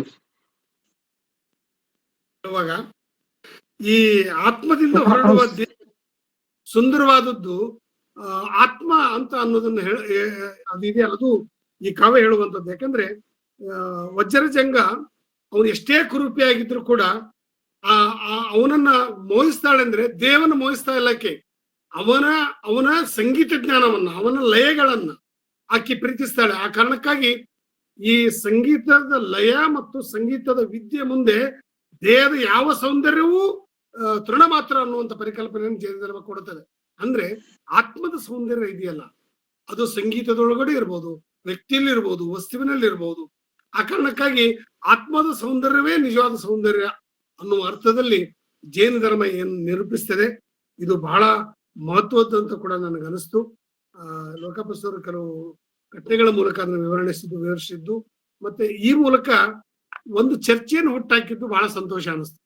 ಈ ಮೂಲಕ ಆದ್ರೂ ಜೈನ ಕಾವ್ಯಗಳಲ್ಲಿ ಅಥವಾ ಜೈನ ಮುನಿಗಳ ಸಲೇಖನ ವೃತ್ತಗಳ ಮೂಲಕ ಅವ್ರು ತಗೊಳ್ಳುವಂತ ತೀರ್ಮಾನಗಳು ಅವನ್ನೆಲ್ಲ ಅಧ್ಯಯನ ಮಾಡ್ತಾ ಹೋದ್ರೆ ಅದು ಮನುಷ್ಯಮುಖಿ ಆಗಿರ್ತದೆ ಮತ್ತು ಮನುಷ್ಯಮುಖಿ ಆಗಿರ್ತದೆ, ವ್ಯಕ್ತಿಮುಖಿ ಆಗಿರ್ತದೆ ಅನ್ನೋದನ್ನ ನಾವು ತಿಳ್ಕೊಳಕ್ ಸಾಧ್ಯ ಆಗ್ತದೆ. ಆ ಕಾರಣಕ್ಕಾಗಿ ಧಾರವಾಡ ಕಟ್ಟೆ ಇಂಥ ಒಂದು ವಿಶೇಷ ಉಪನ್ಯಾಸವನ್ನು ಏರ್ಪಡಿಸಿ ಬಹಳ ಅಪರೂಪವಾಗಿರುವಂತ ಇಂಥ ಒಂದು ತಾತ್ವಿಕ ಸಂಗತಿಯನ್ನು ಕುರಿತು ಚರ್ಚೆ ಮಾಡಿದ್ದು ವೈಯಕ್ತಿಕವಾಗಿ ನನಗೆ ಬಹಳ ಖುಷಿ ಕೊಟ್ಟಿರುವಂತ ಸಂಗತಿ. ಇಷ್ಟೊಂದು ಜನ ಇದನ್ನ ಆನ್ಲೈನ್ ನಲ್ಲಿ ಕೇಳಿದ್ರ ಮೂಲಕ ನನಗೆ ಖುಷಿ ಆಯ್ತು. ಇಂಥ ಚರ್ಚೆಗಳು ಮೇಲಿಂದ ಮೇಲೆ ನಡಿಬೇಕು. ಧಾರವಾಡ ಕಟ್ಟೆ ನಾನು ಕಳೆದ ಒಂದು ವರ್ಷದಿಂದ ಇದನ್ನ ಗಮನಿಸ್ತಾ ಇದ್ದೇನೆ, ಬಹಳ ಒಳ್ಳೆ ಕೆಲಸ ಮಾಡ್ತಾ ಇದೆ. ನೋಣೂಸ್ ಅವರು, ದಾನಡ್ಡಿ ಮೇಡಮ್ ಅವರು, ಬಾಳೆಕೆ ಅವರು ಎಲ್ಲರೂ ಸೇರಿ ಇದನ್ನ ಮನೆಯಲ್ಲೇ ಕುತ್ಕೊಂಡು ಕೇಳುವಂತ ವ್ಯವಸ್ಥೆ ಮಾಡಿದ್ದು. ಕೊರೋನಾ ಕಾರಣಕ್ಕಾಗಿ ನಾವು ಕೊರೋನಾಕ್ಕೂ ಒಂದು ಒಳ್ಳೆ ಥ್ಯಾಂಕ್ಸ್ ಹೇಳ್ಬೇಕು ನಾವು.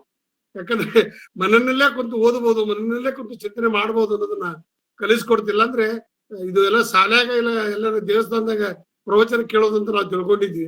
ಆದ್ರೆ ನಮ್ಮ ಮನೆಗಳಲ್ಲಿ ಕುತ್ಕೊಂಡು ಕೂಡ ನಾವು ಧ್ಯಾನಸ್ಥರಾಗಬಹುದು ಅನ್ನೋದನ್ನ ತೋರಿಸ್ತು. ಆ ಕಾರಣಕ್ಕಾಗಿ ಇದನ್ನ ಸಮರ್ಪಕವಾಗಿ ಬಳಸಿಕೊಂಡು ಇದನ್ನ ನಡೆಸ್ತಾ ಇರೋದಕ್ಕೆ ಧಾರವಾಡ ಕಟ್ಟೆ ಎಲ್ಲ ಪದಾಧಿಕಾರಿಗಳಿಗೆ ನಾನು ಅಭಿನಂದನೆ ಸಲ್ಲಿಸ್ತೀನಿ.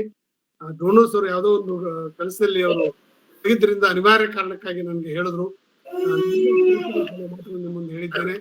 ಮತ್ತೆ ಇದಕ್ಕೆಲ್ಲ ಏನಾದ್ರೂ ವ್ಯತ್ಯಾಸ ಇದ್ರೆ ಅದಕ್ಕೆ ಲೋಕಾಪುತ್ರ ಚೆನ್ನಾಗಿ ಉತ್ತರ ಕೊಡ್ತಾರೆ. ಆ ಧೈರ್ಯದ ಮೇಲೆ ಕೆಲವು ಮಾತುಗಳನ್ನು ಹೇಳಿದ್ದೇನೆ. ಎಲ್ರಿಗೂ ನಮಸ್ಕಾರ. ಸರ್ ನಮಸ್ತೆ. ಅಧ್ಯಕ್ಷೀಯ ನುಡಿಗಳನ್ನಾಡಿದಂತಹ ಡಾಕ್ಟರ್ ವಿಜಯ್ ಕುಮಾರ್ ಕಟಗಿಹಳ್ಳಿ ಮಠ ಪ್ರಾಂಶುಪಾಲರು, ಬಸವೇಶ್ವರ ವಿದ್ಯಾವರ್ಧಕ ಸಂಘ ಬಾಗಲಕೋಟೆ. ಸರ್ ತುಂಬ ಹೃದಯದ ಧನ್ಯವಾದಗಳು ಸರ್. ಹಾಗೆ ಈಗ ಚರ್ಚೆಗೆ ಅವಕಾಶವಿರುತ್ತದೆ. ಚರ್ಚೆಗೆ ಹೋಗುವ ಮೊದಲು ಒಂದು ನಿಮ್ಮಲ್ಲಿ ಕೋರಿಕೆ ಏನಂದ್ರೆ, ಧಾರವಾಡ ಕಟ್ಟೆಯ ಪರಶುಕಟ್ಟೆ ಕನ್ನಡ ಮಾಸಪತ್ರಿಕೆಗೆ ತಮ್ಮ ಬರಹವನ್ನ ಕಳಿಸ್ಕೊಡ್ಬಹುದು. ಜೊತೆಗೆ ಧಾರವಾಡ ಕಟ್ಟೆ ಜಿಮೇಲ್ಗೂ ಕೂಡ ಕಳಿಸಬಹುದು. ಹಾಗೆ ಬರಹ ಸಂಪಾದಕೀಯ ಮಂಡಳಿಯವರಿಂದ ಪರಿಶೀಲಿಸಲ್ಪಟ್ಟು ಪ್ರಕಟವಾಗುತ್ತೆ.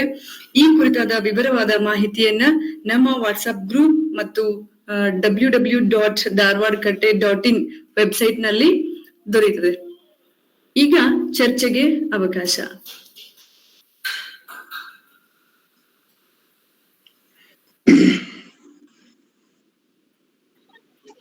ಸರ್ ನಮಸ್ಕಾರ, ನನ್ನ ಹೆಸರು ಸಂಗನಗೌಡ ಅಂತ ಹೇಳಿ. ಸರ್ ಕೇಳಿಸ್ತಾ ಇದೆಯಾ ಸರ್? ಸಂಗನಗೌಡ್ರೆ ನಮಸ್ಕಾರ. ನಮಸ್ಕಾರ ಸರ್. ನಿಮ್ಮ ಮಾತುಗಳನ್ನ ಕೇಳಿದೆ ಸರ್. ಹಳೆಗನ್ನಡ ಕಾವ್ಯಗಳನ್ನ ಎಷ್ಟು ಸುಲಲಿತವಾಗಿ ನೀವು ಓದ್ತೀರಿ ಅಂತ ಅನಿಸ್ತು. ನನಗೆ ಈ KY ನಾರಾಯಣ ಸ್ವಾಮಿ ಅವರ ಚಕ್ರರತ್ನ ಅಂತ ಒಂದು ನಾಟಕವನ್ನ ನಾನು ಓದುವಾಗ ಅಲ್ಲಿ ಒಂದು ಮಾತು ಬರ್ತದೆ. ನೀಲ ಅನ್ನುವಳು ಆ ತರ ಒಂದು ಬಾಹುಬಲಿಯ ಮನಸ್ಸನ್ನ ಗೆದಲಿಕ್ಕೆ ಅವಳು ಪಣ ತೊಡ್ತಾಳೆ. ಯಾರ ಜೊತೆ ತೊಡ್ತಾಳೆ ಸದ್ಯಕ್ಕೆ ಆ ಕ್ಯಾರೆಕ್ಟರ್ ನನಗೆ ನೆನಪು ಬರ್ತಾ ಇಲ್ಲ. ಆ ಕ್ಯಾರೆಕ್ಟರ್ ಒಂದು ಮಾತನ್ನ ಹೇಳೋದು ನನಗೆ ಇವತ್ತಿಗೂ ನೆನಪಿದೆ. ನೀಲ, ಸುಖದ ಅಭಾವದಲ್ಲಿ ಹುಟ್ಟಿರುವ ವೈರಾಗ್ಯಕ್ಕೂ ಸುಖದ ಅತಿವೃಷ್ಟಿಯಲ್ಲಿ ಹುಟ್ಟಿರುವ ವೈರಾಗ್ಯಕ್ಕೂ ಬಹಳ ವ್ಯತ್ಯಾಸ ಇದೆ. ಹಂಗಾಗಿ ಈ ಬಾಹುಬಲಿದು ಸುಖದ ಅತಿವೃಷ್ಟಿಯಲ್ಲಿ ಹುಟ್ಟಿರುವ ವೈರಾಗ್ಯ ಅದನ್ನ ಕೆಡಿಸ್ಲಿಕ್ಕೆ ಅಷ್ಟು ಸುಲಭವಾಗಿ, ಅದನ್ನ ಗೆದಲಿಕ್ಕೆ ಅಷ್ಟು ಸುಲಭವಾಗಿ ಆಗೋದಿಲ್ಲ ಅನ್ನುವಂತ ಮಾತು ಅಲ್ಲಿ ಬರ್ತದೆ. ಈ ಸುಖದ ಅತಿವೃಷ್ಟಿಯಲ್ಲಿ ಹುಟ್ಟುವ ವೈರಾಗ್ಯ ಬಾಹುಬಲಿಗೆ ಆ ಸಂದರ್ಭಕ್ಕೆ ಯಾಕೆ ಬಂತು, ಆ ತರದ ಒಂದು ಕುರಿತು ಏನಾದ್ರೂ ಹೇಳಲಿಕ್ಕೆ ಸಾಧ್ಯ ಇದೆ ಅನ್ನೋ ಒಂದು ಸರ್. ಇನ್ನೊಂದು ಎಡ್ವರ್ಡ್ ಬುಲ್ಲನ ಒಂದು ಮಾತಿದೆ, ನಮಗೆ over distance and under distance ಅನ್ನುವಂತ ಒಂದು ಫಿಲಾಸಫಿ ಇದೆ ಒಂದು ಎಡ್ವರ್ಡ್ ಬುಲ್ ಒಂದು. ಅಂದ್ರೆ ಬೆಂಕಿ ನಮ್ಮನ್ನು ಸುಡುವುದಿಲ್ಲ, ಅದು ನಮ್ಮ ಹತ್ತಿರ ಮತ್ತು ದೂರ ಅನ್ನುವ ಒಂದು ಕ್ರಮಗಳು ನಮ್ಮನ್ನು ಸುಡ್ತವೆ ಅನ್ನುವಂಥದ್ದು. ಅದನ್ನ ನಾವು ಇಲ್ಲಿ ಜೈನ ಧರ್ಮದ ದೇಹ ಮೀಮಾಂಸೆಯ ಫಿಲಾಸಫಿಗೆ ಟ್ಯಾಗ್ ಮಾಡಿ ನೋಡುವ ಸಾಧ್ಯತೆ ಇದೆನಾ ಅಂತ ಪ್ರಶ್ನೆ. ಗೊಮ್ಮಟ್ಟನಿಗೆ ಹಲೋ ನಮಸ್ಕಾರ. ಹಲೋ ಸರ್ ಕೇಳಿಸ್ತಿದೆ ಸರ್, ಮಾತಾಡಿ. ಗೊಮ್ಮಟ್ಟಿನಿಗೆ ಆಗಿರೋದು ಮಾನಕಸಾಯದ ಸಮಸ್ಯೆ. ಅವನು ಎಲ್ಲಾ ಸಾವಿರಾರು ಜನ ಇವರು ಅಣ್ಣನಿಗೆ ಪೊಡಮಟ್ಟು ಅವರು ಸನ್ಯಾಸ ಸ್ವೀಕರಿಸಿ ಹೋಗ್ತಾರೆ. ಆದ್ರೆ ಗೊಮ್ಮಟ್ಟ ಹಾಗಲ್ಲ, ಅವನಿಗಿರೋದು ಮಾನಕಶಾಯ. ಅಂದ್ರೆ ಮನಸ್ಸಿಗೆ ಸಂಬಂಧಪಟ್ಟಿದೆ, ದೇಹಕ್ಕೆ ಸಂಬಂಧಪಟ್ಟದಲ್ಲ ಇದು. ಆತ ಚಲ್ವ, ಆತ ಬೇಕಾದಷ್ಟು ಶ್ರೀಮಂತಿಕೆಯಲ್ಲಿದ್ದವನು, ಒಂದು ಬೋಧನಾಪುರದ ರಾಜ್ಯವನ್ನೇ ಆತ ರಾಜಾಧಿಕಾರವನ್ನು ಅನುಭವಿಸಿದಂತ ವ್ಯಕ್ತಿ. ಆದ್ರೂ ಅಣ್ಣನ ಈ ದಾಷ್ಟ್ಯತೆಯನ್ನ ಆತ ಪ್ರಶ್ನೆ ಮಾಡ್ತಾನೆ. ಇದು ಮಾನಕಶಾಯದ ಪ್ರಶ್ನೆ ವಿನಃ ಅವನ ಅತಿ ಸುಖ ಮತ್ತು ಕಡಿಮೆ ಸುಖದ ಸಮಸ್ಯೆ ಅಲ್ಲ ಇದು ಅಂತ ನನ್ನ ಅಂಶ. ಅಂದ್ರೆ ಈ ಮಾನಕಶಾಯ ಏನ್ ಮಾಡುತ್ತೆ ಅಂದ್ರೆ, ಕಷಾಯ ಅಂದ್ರೆ ಹೊಲಸು, ಮಾನಕಶಾಯ ಏನ್ ಮಾಡುತ್ತೆ ಅಂತಂದ್ರೆ ಅಶುಭ ಪುದ್ಗಲಗಳನ್ನ ನಮ್ಮ ಮನಸ್ಸಿನಲ್ಲಿ ತುಂಬಿಕೊಂಡು ವಿಕಾರ ಭಾವವನ್ನು ಉಂಟಾಗುತ್ತೆ. ಹಾಗಾಗಿ ಆತ ನೋಡಿ ಕೊನೆಗೆ ಅಣ್ಣನನ್ನ ಎತ್ತುತ್ತಾನೆ. ಕೊನೆಗೆ ಅಲ್ಲಿ ಬಿಸಾಡ್ಬಹುದಾಗಿತ್ತವ, ಅವ ಹೂ ಇಳಿಸಿದಂತೆ ಇಳಿಸ್ತಾನೆ. ಒಪ್ಪಣ್ಣ ಕವಿ ಹೇಳ್ತಾನೆ ನೋಡ್ರಿ ಅದನ್ನ. ಹೂ ನೆತ್ತಿ ಮೇಲೆ ಇದ್ದು ಅಣ್ಣನ ನೆಟ್ಟಿ ಅವನ ಹೂ ಇಳಿಸಿದ ಹಾಗೆ ಅಣ್ಣನನ್ನು ಇಳಿಸಿ ರಾಜ್ಯಭಾರವನ್ನು ಅವನಿಗೆ ಕೊಟ್ಟು ತಾನು ನಿಗ್ರಂಥ ರೂಪಿಯಾಗಿ ತಪಸ್ಸಿಗೆ ಹೋಗ್ತಾನೆ. ಇದು ಮಾನಕಶಾಯದ ಪ್ರಶ್ನೆಯ ವಿನ ಸುಖ ಮತ್ತು ಕಡಿಮೆ ಸುಖ ಅತಿ ಸುಖದ ಸಮಸ್ಯೆ ಅಲ್ಲ ಅಂತ ನಾನು ಬಯಸ್ಕೊಂಡಿದ್ದೀನಿ. ಮುಂದೆ ಸರ್ ಇನ್ನೊಂದು ಈ ಅಂದ್ರೆ ಈ ಜೈನ ಧರ್ಮದ ಒಳಗಡೆ ಒಂದು ಈ ದೇಹ ಮೀಮಾಂಸೆಗೆ ಸಂಬಂಧಪಟ್ಟಂತ ಉತ್ಕೃಷ್ಟವಾದ ಅಹಿಂಸಾ ತತ್ವ ಇದೆಯಲ್ಲ, ಸಲ್ಲೇಖ ವೃತ್ತ ಅನ್ನುವಂಥದ್ದು, ಆ ತರದ ಅಂದ್ರೆ ಒಂದು ಇನ್ನೊಂದು ಗಮನ ಪ್ರಾಯಚಿತ ಅನ್ನುವಂಥದ್ದು ಒಂದಿದೆ. ಅಂದ್ರೆ ನಮ್ಗೆ ಗೊತ್ತಿಲ್ಲದೆ ಯಾವುದು ಕ್ರಿಮಿಕೀಟಗಳನ್ನ ಸಾಯ್ತ್ರೆ ನಮ್ಮ ಮೈ ಮೇಲೆ ಕೂದಲು ಕಿತ್ತುಕೊಳ್ಳುವಂತ ಒಂದು ಪ್ರಸಂಗ ಇದೆಯಲ್ಲ, ಆ ತರದ ಪ್ರಸಂಗಗಳೇ ಬಹುಶಃ ನಂತರದ 12ನೇ ಶತಮಾನದಲ್ಲಿ ಅದನ್ನ ಹಿನ್ನೆಲೆಗೆ ಸರಿತಾ ಬಂತೇನೋ. ಜೈನ ಧರ್ಮ 12ನೇ ಶತಮಾನದ ನಂತರ ವೀರಶೈವ ಆ ತರದ ಹುಟ್ಟುಕೊಳ್ಳುವ ಈ ತರದ ಒಂದು ಉತ್ಕೃಷ್ಟವಾದ ಅಹಿಂಸಾ ತತ್ವವೇ ಅದು ತನ್ನ ಪ್ರಚಾರ ಮತ್ತು ತನ್ನ ಇರುವಿಕೆಯ ಹಿನ್ನೆಲೆಗೆ ಸರಿತಾ ಬಂತೇನೋ ಅಂತ ನನಗನ್ನಿಸ್ತದೆ. ಈ ಕುರಿತು ತಮ್ಮ ಅಭಿಪ್ರಾಯ? ಅಲ್ಲ, ಅದು ಏನಾಗಿದೆ ಅಂದ್ರೆ ಜೈನ ಧರ್ಮದಲ್ಲಿ 2 ಸ್ಪಷ್ಟ ದಾರಿಗಳಿದಾವೆ. ಒಂದು ಮುನಿ ಮಾರ್ಗ, ಒಂದು ಶ್ರಾವಕ ಮಾರ್ಗ ಅಂತ ಹೇಳಿ. ನಾವು ತಪ್ಪಾಗಿ ಮುನಿ ಮಾರ್ಗಗಳನ್ನೇ ಶ್ರಾವಕ ಮಾರ್ಗ ಅಂತ ಹೇಳುದು ಜೈನ ಆಚರಣೆಗಳು ಬಹಳ ಕಠಿಣ ಅಂತ ತಿಳ್ಕೊಂಡಿದ್ವಿ. ಇಲ್ಲ, ನಾವ್ಯಾರು ಬತ್ತಲೇ ಇರ್ಬೇಕಾದದ್ದಿಲ್ಲ, ನಾವ್ಯಾರು ಕೂದಲ ಕಿತ್ಕೋಬೇಕಾದದ್ದಿಲ್ಲ. ಅದು ಮುನಿ ಮಾರ್ಗ. ಅದು ಜೈನ ಸನ್ಯಾಸಿಯಾನೋ ಅದನ್ನ ಮಾಡ್ತಾನೆ. ಆದ್ರೆ ಶ್ರಾವಕರಾದ ನಾವು ಅದೆಲ್ಲ ಮಾಡ್ಬೇಕಾದ್ರೆ ನಾವು ಆಸ್ತಿ ಮಾಡ್ತೀವಿ, ಹೊಲ ಮನೆ ಮಾಡ್ತೀವಿ, ಅಂಗಡಿ ಇಡ್ತೀವಿ, ವ್ಯಾಪಾರ ಮಾಡ್ತೀವಿ, ಬದುಕು ಮಾಡ್ತೀವಿ, ಮಕ್ಕಳನ್ನ ಮಾಡ್ತೀವಿ, ಎಲ್ಲರ ಹಾಗೆ ಸಂಸಾರ ಇದೆ, ಸ್ವಲ್ಪ ಹೆಚ್ಚು ಅಹಿಂಸೆಗೆ ಇರ್ತೀವಿ. ಆದ್ರೆ ಕಠಿಣವಾದದ್ದು, ಹಾಗಾಗಿ ಅದು ನಿರ್ನಾಮ ನೋಡಿ. ಇತಿಹಾಸವನ್ನು ಕೆದಕೋದು ಬೇಡ, ನಮ್ಗೆ ಗೊತ್ತೂ ಇಲ್ಲ ಅದು ಹೇಗೆ ನಿಧಾನವಾಗಿ ಜೈನರು ಬೇರೆ ಬೇರೆಕ್ಕೆ ಬಲಿಸಿ ಹೋದ್ರು ಅನ್ನೋದಕ್ಕೆ ಬೇರೆ ಬೇರೆ ಕಾರಣಗಳು ಇದ್ದಿರಬಹುದು. ಆದ್ರೆ ಈಗಲೂ ಜೈನ ಧರ್ಮ ಇದೆ ಅಲ್ಲ, ಧರ್ಮ ಇದೆ, ಕಡಿಮೆ ಜನ ಇರ್ಬೋದು ಅಷ್ಟೇ. Thank you sir. ಇನ್ನೊಂದು ಸಣ್ಣ ಪ್ರಶ್ನೆನ ಹೆಚ್ಚು ನಾನೇ ಸಮಯ ತಗೋತಾ ಇದ್ದೀನಿ, ಕ್ಷಮೆ ಇರ್ಲಿ. ಒಂದು ಫಸ್ಟಿಗೆ ಪ್ರಸ್ತಾಪ ಮಾಡಿದೆ ಸರ್ ನಾನು, ಎಡ್ವರ್ಡ್ ಬುಲಾ ಅವರ over distance and under distance ಅನ್ನುವಂತ ಥಿಯರಿ ಏನಿದೆಯಲ್ಲ ಸರ್, ಬೆಂಕಿ ನಮ್ಮನ್ನು ಸುಡೋದಿಲ್ಲ, ಆ ಹತ್ತಿರ ಮತ್ತು ದೂರ ಅನ್ನುವ ಕ್ರಮಗಳೇ ನಮ್ಮನ್ನು ಸುಡುತ್ತವೆ ಅನ್ನೋದು ಅವ್ರದ್ದು ಒಂದು ಥಿಯರಿ ಇದೆ. ಅದನ್ನ ಈಗ ದೇಹಕ್ಕೆ ಒಂದು ಅಸ್ತಿತ್ವ ಇಲ್ಲ ಅನ್ನುವ ರೀತಿ ಒಳಗಡೆ ನೀವು ಮಾತನಾಡುವಾಗ ಅವನ ಥಿಯರಿಯನ್ನ ನಿಮ್ಮ ಮಾತಿಗೆ ಟ್ಯಾಗ್ ಮಾಡಿ ಮಾತಾಡ್ಬೋದಾ, ಅಥವಾ ಆ ತರದ ಒಂದು ಅನಾಲಿಸಿಸ್ ಮಾಡ್ಬೋದಾ ಅಂತ? ಇಲ್ಲ, ನನ್ನ ಕಡೆ ಸಾಧ್ಯ ಆಗ್ತಾ ಇಲ್ಲ. ಯಾಕಂದ್ರೆ ನಾನು ಅವ್ರನ್ನ ಅಷ್ಟು ಓದಿಲ್ಲ, ಹೀಗಾಗಿ ನಾನು ಅದನ್ನ ಸುಮ್ಮನೆ ಮಾತಾಡ್ಲಿಕ್ಕೆ ಆಗೋದಿಲ್ಲ, ಕ್ಷಮ ಮಾಡಿ. ಥ್ಯಾಂಕ್ ಯು ಸರ್, ಅವಕಾಶಕ್ಕಾಗಿ ಧನ್ಯವಾದ.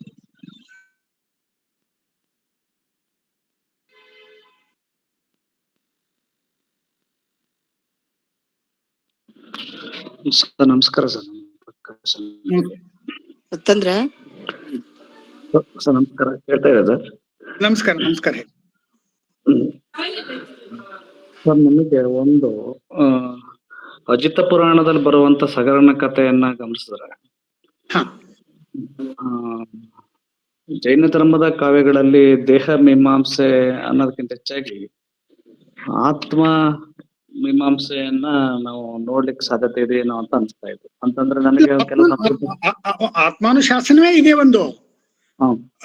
ಅಮಿತಗತಿ ಮಹಾರಾಜರ ಸ್ವಾಮೀಜಿ ಬರೆದಂತ ಆತ್ಮಾನುಶಾಸನವೇ ಜನರಿಗೆ ಒಂದು ಪಠ್ಯ. ಅದು ಪಠ್ಯ ಆತ್ಮಾನುಶಾಸನವೇ ಇದೆ.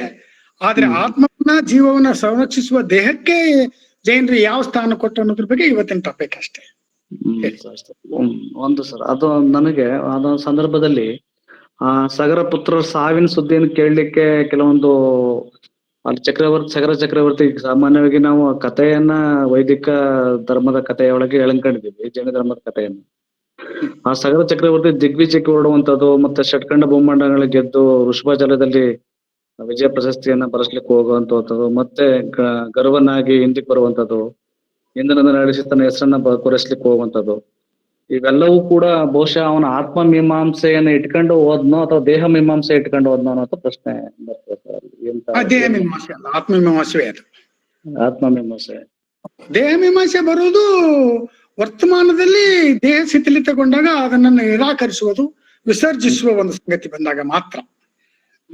ಈಗ ಅದನ್ನ ಸರ್ ಒಡ್ಡಾರಾಧನೆಯಲ್ಲಿ ಕಾರ್ತಿಕ ಋಷಿ ಕತೆ ಬಂದಾಗ ಸಗರ ಚಕ್ರವರ್ತಿಗೂ ಕಾರ್ತಿಕ ಋಷಿ ಕತೆಗೂ ಕೂಡ ಇಲ್ಲಿ ದೇಹ ಮೀಮಾಂಸೆ ಮತ್ತು ಆತ್ಮ ಮೀಮಾಂಸೆ ಎರಡನ್ನೂ ಕೂಡ ಹೆಂಗೆ ಟ್ಯಾಗ್ ಮಾಡ್ಬೋದು ಸರ್? ಏನ್ ಗೊತ್ತಾ ಸಾರ್, ಈ ಒಂದಕ್ಕೊಂದು ಸಿಕ್ಕಾಕಿಕೊಂಡ ಸಿಕ್ಕುಗೊಂಡ ಕಥನ ಸಾಧ್ಯತೆಗಳಿವು.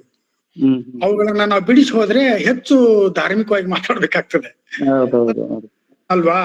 ಆದ್ದರಿಂದ ಅಲ್ಲಿಗೆ ಈಗ ನಾ ಸ್ಟೂಡೆಂಟ್ಗೆ ನಾನು ಪಾಠ ಮಾಡ್ಬೇಕಾದ್ರೆ, ನಾನು ಡಿಗ್ರಿ ಸ್ಟೂಡೆಂಟ್ಸ್ ಪಾಠ ಮಾಡ್ಬೇಕಾದ್ರೆ ಕಾರ್ತಿಕ ಋಷಿ ಕತೆ ಪಾಠ ಮಾಡ್ಬೇಕಾದ್ರೆ ದೇಹ ಮೀಮಾಂಸೆ ಮತ್ತು ಆತ್ಮ ಮೀಮಾಂಸೆ ಎರಡನ್ನೂ ಇಟ್ಕೊಂಡು ಹೇಳ್ಬೇಕ ಸಂದರ್ಭ ಬರ್ತಾ, ಅಥವಾ ಬರೀ ಆತ್ಮ ಮೀಮಾಂಸೆ ಇಟ್ಕೊಂಡು ಹೇಳ್ಬೇಕ ಸಂದರ್ಭ ನನಗೆ ಜಾಸ್ತಿ ಅಲ್ಲಿ ಸ್ವಲ್ಪ ಕಾಡ್ತು ನನಗೆ ಆ ಕತೆ ಹೇಳ್ಬೇಕಾದ್ರೆ. ನೀವು ಮಕ್ಕಳಿಗೆ ಎರಡನ್ನೂ ಸ್ವಲ್ಪ ತಿಳಿಸ್ಬೇಕು ಕಣ್ರಿ. ಅದಕ್ಕೆ ಮೀಮಾಂಸೆಯ ಪರಿಕಲ್ಪನೆಯನ್ನ ಮತ್ತು ಆತ್ಮ ಮೀಮಾಂಸೆಯ ಪರಿಕಲ್ಪನೆಗಳನ್ನ, ಯಾಕಂದ್ರೆ ಜೀವದಯ ಅಷ್ಟಮಿ ಮಾಡ್ತೀವಿ ನಾವು ನೋಂಪಿಗಳಲ್ಲಿ. ಹೌದು ಸರ್, ಹೌದು. ನೋಡಿ, ಅಂದ್ರೆ ಜೀವಕ್ಕೂ ಒಂದು ಅಸ್ತಿತ್ವ ಇದೆಯಲ್ವಾ?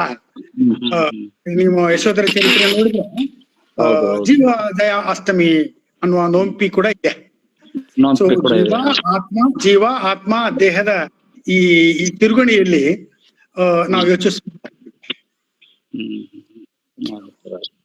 ಆ ಸಂಶಯ ಇದೆ sir. Thank you sir. Hello madam ನಮಸ್ಕಾರ. ಹಾ ನಮಸ್ಕಾರ, ನಾನು ಲೀಲಾ ಮುರಿಯಪ್ಪ ಅಂತ ಸರ್. ಮೇಡಮ್ ನಮಸ್ಕಾರ. ತುಂಬಾ ಚೆನ್ನಾಗಿತ್ತು ನಿಮ್ದು. ನಂದು ಒಂದು ಪ್ರಶ್ನೆ ಏನಂತಂದ್ರೆ, ಸಲ್ಲೇಖನ ವ್ರತದ ಬಗ್ಗೆ ನಮ್ಗೆಲ್ಲರಿಗೂ ಗೊತ್ತು. ಹೌದು. ಇದನ್ನ ಒಂದ್ ರೀತಿಯಿಂದ ಇಚ್ಛಾಮರಣ ಅಂತಾನು ಹೇಳ್ಬೋದು ಅಂತ ನನಗ ಅನಿಸುತ್ತೆ. ಆಮೇಲೆ ನನ್ನ ಪ್ರಶ್ನೆ ಏನಂದ್ರೆ, ಇದಕ್ಕೆ ಕಾನೂನಾತ್ಮಕವಾಗಿ ತೊಡಕಿದೆಯಾ ಅಥವಾ ಒಪ್ಪಿಗೆ ಇದೆಯಾ ಅಂತ ಒಂದು ಪ್ರಶ್ನೆ.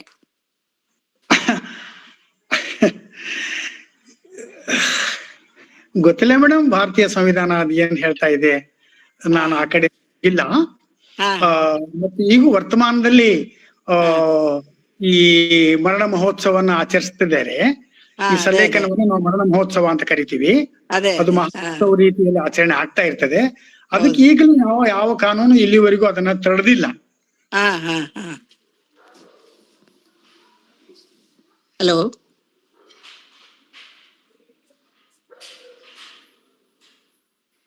ನಿಮ್ಮ ಧ್ವನಿ ಕೇಳ್ತಾ ಇಲ್ಲ ಸರ್.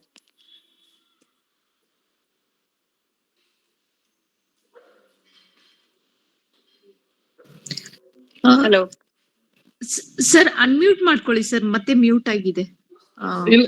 ಇಲ್ಲ ಮೇಡಮ್, ಅನ್ಮ್ಯೂಟ್ ಇದೆ ಮೇಡಮ್. ಅಲ್ಲಿ ನೆಟ್ವರ್ಕ್ ಇಲ್ಲ ಸರ್ ಹತ್ರ. ಸ್ವಲ್ಪ ಅನ್ಮ್ಯೂಟ್ ಇದೆ ಸರ್ ಅವ್ರದ್ದು. ಅಲ್ಲಿ ನೆಟ್ವರ್ಕ್ ಇಲ್ಲ. ನೆಟ್ವರ್ಕ್ ಸಮಸ್ಯೆಯಿಂದ ನಮ್ಗೆ ಧ್ವನಿ ಕೇಳಿಸ್ತಾ ಇಲ್ಲ ಮೇಡಮ್. ಓಕೆ ಓಕೆ, ಸ್ವಲ್ಪ ಒಂದ್ 10 ಸೆಕೆಂಡ್ ವೇಟ್ ಮಾಡೋಣ ಮೇಡಮ್. ಆಯ್ತು.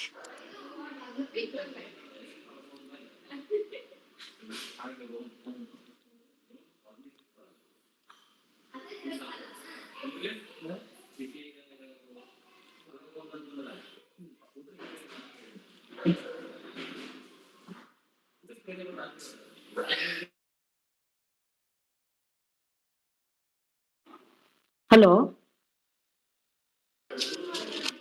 ಹಲೋ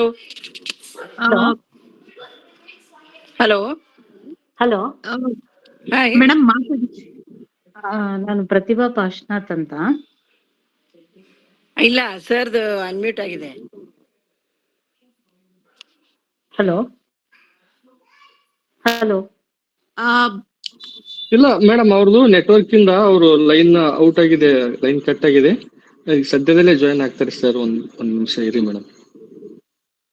ನಾವ್ ಮಾತಾಡ್ಬೋದಾ? ಸಲ್ಲೇಖನ ಮಾತಾಡಿ ಮೇಡಮ್, ಮಾತಾಡಿ ಮೇಡಮ್. ನಾನು ಪ್ರತಿಭಾ ಪಾಶ್ನಾಥ್ ಅಂತ, principal, government first aid college, KR Puram, Bengaluru. ಅದೇ ಮೇಡಮ್ ಸಲ್ಲೇಖನ ಇದಕ್ಕೆ ಕೇಳಿದ್ರು, ಈಗ ಕಾನೂನು ತೊಡಕು ಇದ್ರ ಬಗ್ಗೆ. ಆಕ್ಚುಲಿ ನಮ್ಮ ಈ ಆಗಮಗಳಲ್ಲಿ ಏನ್ ಹೇಳ್ತಾರೆ ಅಂತಂದ್ರೆ, ಮುನಿ ಧರ್ಮವನ್ನ ತೆಗೆದುಕೊಂಡಾಗ ಯಾವುದೇ ಇದಕ್ಕೆ ಅಂದ್ರೆ ಬಾಹ್ಯವಾಗಿ ಯಾವುದೇ ಟ್ರೀಟ್ಮೆಂಟ್ ಇಂಥವೆಲ್ಲ ತಗೊಳ್ಳಿಕ್ಕೆ ಅವಕಾಶ ಇಲ್ಲ ಅಲ್ಲಿ. ಪೂರ್ತಿ, ಯಾಕೆಂದ್ರೆ ದೇಹ ಬೇರೆ ಆತ್ಮ ಬೇರೆ ಅಂತ ಜೈನ ಧರ್ಮ ಹೇಳೋದು. ಸೊ ಹಾಗಾಗಿ ಆತ್ಮ ಕಲ್ಯಾಣ ಮಾಡ್ಕೊಳಕ್ ಹೊರಟಾಗ ದೇಹಕ್ಕೆ ಏನೇ ಆದ್ರೂನು ಅದು ದೇಹ ಪರ ಅಂತಾನೆ ಅಲ್ಲಿ ಭಾವನೆ ಮಾಡೋದು. ಆತ್ಮ ಮಾತ್ರ ನಂದು ಅಂತ ಇಲ್ಲಿ ತಿಳ್ಕೊಳ್ಳೋದು. ಸೊ ಅದರಿಂದ ಶರೀರಕ್ಕೆ ಈಗ ಆತ್ಮ ಕಲ್ಯಾಣ ಮಾಡ್ಕೊಳ್ಳುವಂತಹ ಸಂದರ್ಭದಲ್ಲಿ ಶರೀರಕ್ಕೆ ಏನೇ ಇದಾದ್ರೂನು ಅದರಿಂದ ಅದು ಸ್ಪಂದಿಸ್ತಾ ಇಲ್ಲ, ಅಂತ ಕಂಡು ಬಂದಾಗ ಅವರು ಅದರಿಂದ ಹೊರಗಡೆ ಹೋಗ್ಲಿಕ್ಕೆ ಆತ್ಮ ಕಲ್ಯಾಣ ಮಾಡ್ಕೊಳ್ಳಿಕ್ಕೆ ಇಷ್ಟಪಡ್ತಾರೆ. ಸೊ ಅದರಿಂದ ನಾವು ಈಗ ಏನು ಅಲೋಪತಿಕ್ ಅಂದ್ರೆ ಈಗ ಮೆಡಿಸಿನ್ ಇವೆಲ್ಲ ತಗೊಳ್ತೀವಲ್ಲ, ಸೊ ಅದಕ್ಕೆ ಅಲ್ಲಿ ಅವಕಾಶ ಇರೋದಿಲ್ಲ. ಸೊ ಆತ್ಮ ಕಲ್ಯಾಣ ಮಾಡ್ಕೊಳ್ಳುವಂತಹ ದಾರಿನಲ್ಲಿ ಈ ರೀತಿಯಾದಂತಹ ನಮ್ಮ ದೇಹ ಅದಕ್ಕೆ ಸ್ಪಂದಿಸ್ತಾ ಇಲ್ಲ ಅಂತಂದಾಗ ಅದನ್ನ ನಮ್ಮ ಆಗಮಗಳಲ್ಲೇ ಹೇಳಿದೆ ಅದು. ಸೊ ಅದರಿಂದ ಅಂತಹ ಸಂದರ್ಭದಲ್ಲಿ ಸ್ಪಂದಿಸೋದಿಲ್ಲ ಅಂತಂದಾಗ ಇಚ್ಛಾ ಮರಣವನ್ನ ಹೊಂದಿ ಓದ್ಬೇಕು ಅಂತ ಅನ್ನೋದು. ಅದು ಜೈನ ಧರ್ಮದಲ್ಲಿ ಅಷ್ಟೇ ಅಲ್ಲ, ನೀವೇ ನೋಡ್ದಾಗ ಈಗ ನಿಮ್ಮ ಇದು ಲಿಂಗಾಯತ ಮಠಾಧೀಶರು ಕೂಡ 1-2-3 ಇಚ್ಛಾ ಮರಣವನ್ನ ಹೊಂದಿದ್ರು ಅನ್ನೋದನ್ನು ಕೇಳ್ಪಟ್ಟಿದೀನಿ. ಸೊ ಹಾಗೆ ಅದು ಇಚ್ಛಾ ಮರಣ ಅನ್ನೋದು ಅದೇ ಮೃತ್ಯು ಮಹೋತ್ಸವ ಅಂತಾನೆ ಹೇಳ್ಬೇಕು. ಅಂದ್ರೆ ಈಗ ನಾವು ಒಂದು ಭವದಲ್ಲಿ ಏನು ಕಷ್ಟ ಇವು ಏನೇ ಇದ್ರೂನು ಕೂಡ ಮುಂದಿನ ಭವದಲ್ಲಿ ನಮ್ಗೆ ಆ ಶರೀರವನ್ನ ಕಳ್ಕೊಂಡು ನಾವು ಮುಂದೆ ಮೋಕ್ಷ ಮಾರ್ಗದಲ್ಲಿ ನಾವು ಹೋಗ್ತಾ ಇದೀವಿ ಅಂತಂದಾಗ ನಾವು ಆಸೆಗಳನ್ನೆಲ್ಲ ಇಟ್ಕೊಂಡಿದ್ರೆ ನಾವು ಮುಂದೆ ಹೋಗ್ಲಿಕ್ ಆಗೋದಿಲ್ಲ. ಅದರಿಂದ ನಮ್ ಶರೀರದ ಮೇಲಿನ ಮೋಹವನ್ನ ಅಲ್ಲಿ ಬಿಡ್ಬೇಕು ಅನ್ನೋದನ್ನ ಹೇಳಿ ಆ ಮೃತ್ಯು ಮಹೋತ್ಸವ, ಅವಾಗ ಮಹೋತ್ಸವ ಮಾಡಿದಾಗ ನಮ್ಗೆ ಅಲ್ಲಿ ಮುಂದಿನ ಒಳ್ಳೆ ಭವ ಸಿಗುತ್ತೆ ಅಂತ ಅನ್ನೋದು ಆಗಮಗಳಲ್ಲಿ ಇರುವಂತದ್ದು. ಸೊ ಹಾಗಾಗಿ ಅದು ಆಗಮದಲ್ಲೇ ಹೇಳಿರೋದ್ರಿಂದ ಅದು ಎಲ್ಲಕೆಂದ್ರೆ ಸಂವಿಧಾನದಲ್ಲಿ ಎಲ್ಲಾ ಧರ್ಮಗಳು ಏನ್ ಹೇಳ್ತವೆ ಅದಕ್ಕೆ ಅವಕಾಶವನ್ನ ಆಚರಣೆಗೆ ಅವಕಾಶ ಅಡ್ಡಿಪಡಿಸೋ ಆಗಿಲ್ಲ ಅಂತ ಸಂವಿಧಾನ ಹೇಳುತ್ತೆ. ಸೊ ಹಾಗಾಗಿ ಆಗಮದಲ್ಲೇ ಹೇಳಿರೋದ್ರಿಂದ ಇಲ್ಲಿ ಇಚ್ಛಾ ಮರಣಕ್ಕೆ ಯಾವುದೇ ರೀತಿಯಾದಂತಹ ಕಾನೂನು ತೊಡಕು ಇಲ್ಲ ಅಲ್ಲಿ, ನನ್ನ ಅಭಿಪ್ರಾಯ.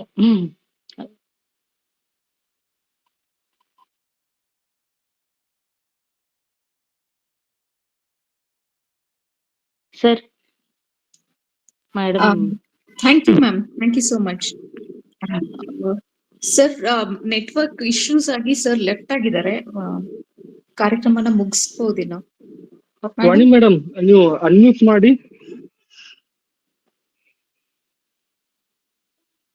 ಅನ್ಮ್ಯೂಟ್ ಮಾಡಿ ಮೇಡಮ್ ಆಡಿಯೋ.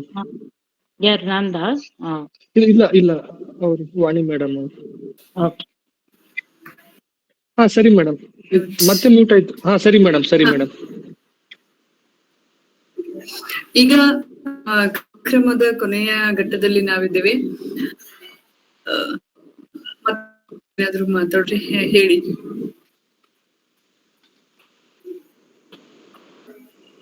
ಸರಿ,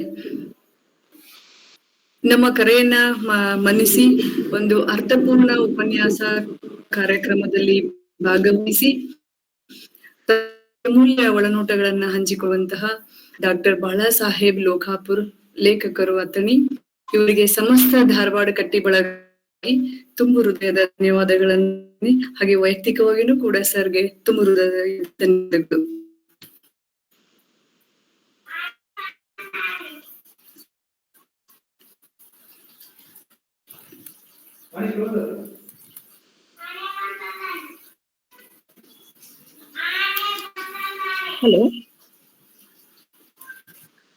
ಹಲೋ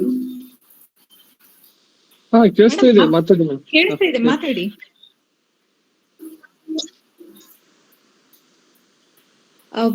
ಹಾಗೇನೆ ಈ ಕಾರ್ಯಕ್ರಮದ ಅಧ್ಯಕ್ಷತೆಯನ್ನ ನಮ್ಮ ಕರೆಗೆ ಮನ್ನಿಸಿ ತಕ್ಷಣದಲ್ಲೇ ಜಾಯಿನ್ ಆಗಿ ಕಾರ್ಯಕ್ರಮದ ಅಧ್ಯಕ್ಷತೆಯನ್ನ ವಹಿಸಿದಂತ ಡಾಕ್ಟರ್ ವಿಜಯ್ ಕುಮಾರ್ ಕಟ್ಕೇಳಿ ಮಠ್ ಸರ್ಗೂ ಕೂಡ ಧಾರವಾಡ ಕಟ್ಟೆಯ ಎಲ್ಲ ಬಳಗದವರ ವತಿಯಿಂದ ನಾನು ಧನ್ಯವಾದಗಳನ್ನ ಅರ್ಪಿಸ್ತೇನೆ. ಸರ್ ಯಾವಾಗ್ಲೂ ಯಾವ ಕ್ಷಣದಲ್ಲಾದ್ರೂ ಕೂಡ ನಾವು ಅವ್ರಿಗೆ ತಕ್ಷಣದಲ್ಲಿ ಕರೆ ಮಾಡಿ ಕೇಳಿದಾಗ ನಮ್ಮ ಜೊತೆಗೆ ಯಾವತ್ತೂ ಇರ್ತಾರೆ. ಧನ್ಯವಾದಗಳು ಸರ್. ಹಾಗೇನೆ ಧಾರವಾಡ ಕಟ್ಟೆಯ ಎಲ್ಲ ಕಾರ್ಯಕ್ರಮಗಳ ಒಂದು ಬೆನ್ನೆಲುಬಾಗಿ ನಮ್ಗೆ ಸದಾಕಾಲ ಮಾರ್ಗದರ್ಶನ ನೀಡ್ತಾ ಇರುವಂತಹ ನನ್ನ ವಿದ್ಯಾಗುರುಗಳಾಗಿರುವಂತಹ ಪ್ರೊಫೆಸರ್ ಬಸವರಾಜ್ ಡೋನು ಸರ್ಗೂ ಕೂಡ ಧನ್ಯವಾದಗಳನ್ನ ಅರ್ಪಿಸ್ತೇವೆ. ಈ ಕಾರ್ಯಕ್ರಮದಲ್ಲಿ ಅನೇಕ ಹಿರಿಯರು, ಲೀಲಾ ಮುರುಗೆಪ್ಪ ಮೇಡಮ್ ಅವ್ರು ಇರ್ಬೋದು, ಹಾಗೇನೆ ಪ್ರತಿಭಾ ಮೇಡಮ್ ಅವರು, ಹಾಗೆ ಸಂಗನಗೌಡ ಅವರು, ಹಿರೇಮಠ್ ಸರ್, ತುಂಬಾ ಹಿರಿಯರೆಲ್ಲರೂ ಕೂಡ, ಪುಟ್ಟು ಕುಲಕರ್ಣಿ ಅವರು, ಅನೇಕ ಹಿರಿಯರು ಈ ಕಾರ್ಯಕ್ರಮದಲ್ಲಿ ಉಪಸ್ಥಿತರಿದ್ರು. ಅವರೆಲ್ಲರಿಗೂ ಕೂಡ ಧನ್ಯವಾದಗಳನ್ನ ಅರ್ಪಿಸ್ತೇವೆ. ಚರ್ಚಿನಲ್ಲಿ ಭಾಗವಹಿಸಿ ಒಂದು ಅರ್ಥಪೂರ್ಣತೆಯನ್ನ ತಂದುಕೊಟ್ಟಂತಹ ಎಲ್ಲ ಮಹನೀಯರಿಗೆ ಧನ್ಯವಾದಗಳು. ಬರುವ ಶನಿವಾರ ಒಂದು ವಿಶೇಷ ಉಪನ್ಯಾಸದೊಂದಿಗೆ ಈ ಕಾರ್ಯಕ್ರಮ ನಿರಂತರವಾಗಿ ಧಾರವಾಡ ಕಟ್ಟೆಯ ವೇದಿಕೆಯಲ್ಲಿ ಇದೇ ಲಿಂಕ್ ಅನ್ನ ಬಳಸ್ಕೊಂಡು ಶನಿವಾರ ಸಂಜೆ 6 ಗಂಟೆಗೆ ನಡೀತಾ ಇರುತ್ತೆ. ತಾವೆಲ್ರೂ ಕೂಡ ಧಾರವಾಡ ಕಟ್ಟೆಯ ಬಳಗದವರು, ನೀವಿದ್ರೇನೆ ಧಾರವಾಡ ಕಟ್ಟೆ, ಹಾಗಾಗಿ ನಮ್ಮ ಜೊತೆಗೆ ಸದಾ ಇರ್ಬೇಕು ಅಂತ ನಾನು ಈ ಮೂಲಕ ಕೇಳ್ಕೊಳ್ತಾ, ಬರುವ ಶನಿವಾರ ಸಂಜೆ 6 ಗಂಟೆಗೆ ಮತ್ತೊಂದು ಉಪನ್ಯಾಸದೊಂದಿಗೆ ವೇದಿಕೆ ನಿಮ್ಮ ಎದುರುಗಡೆ ಇರ್ತಾ ಇದೆ. ಎಲ್ರಿಗೂ ಮತ್ತೊಮ್ಮೆ ಧನ್ಯವಾದಗಳು. ಶುಭರಾತ್ರಿ.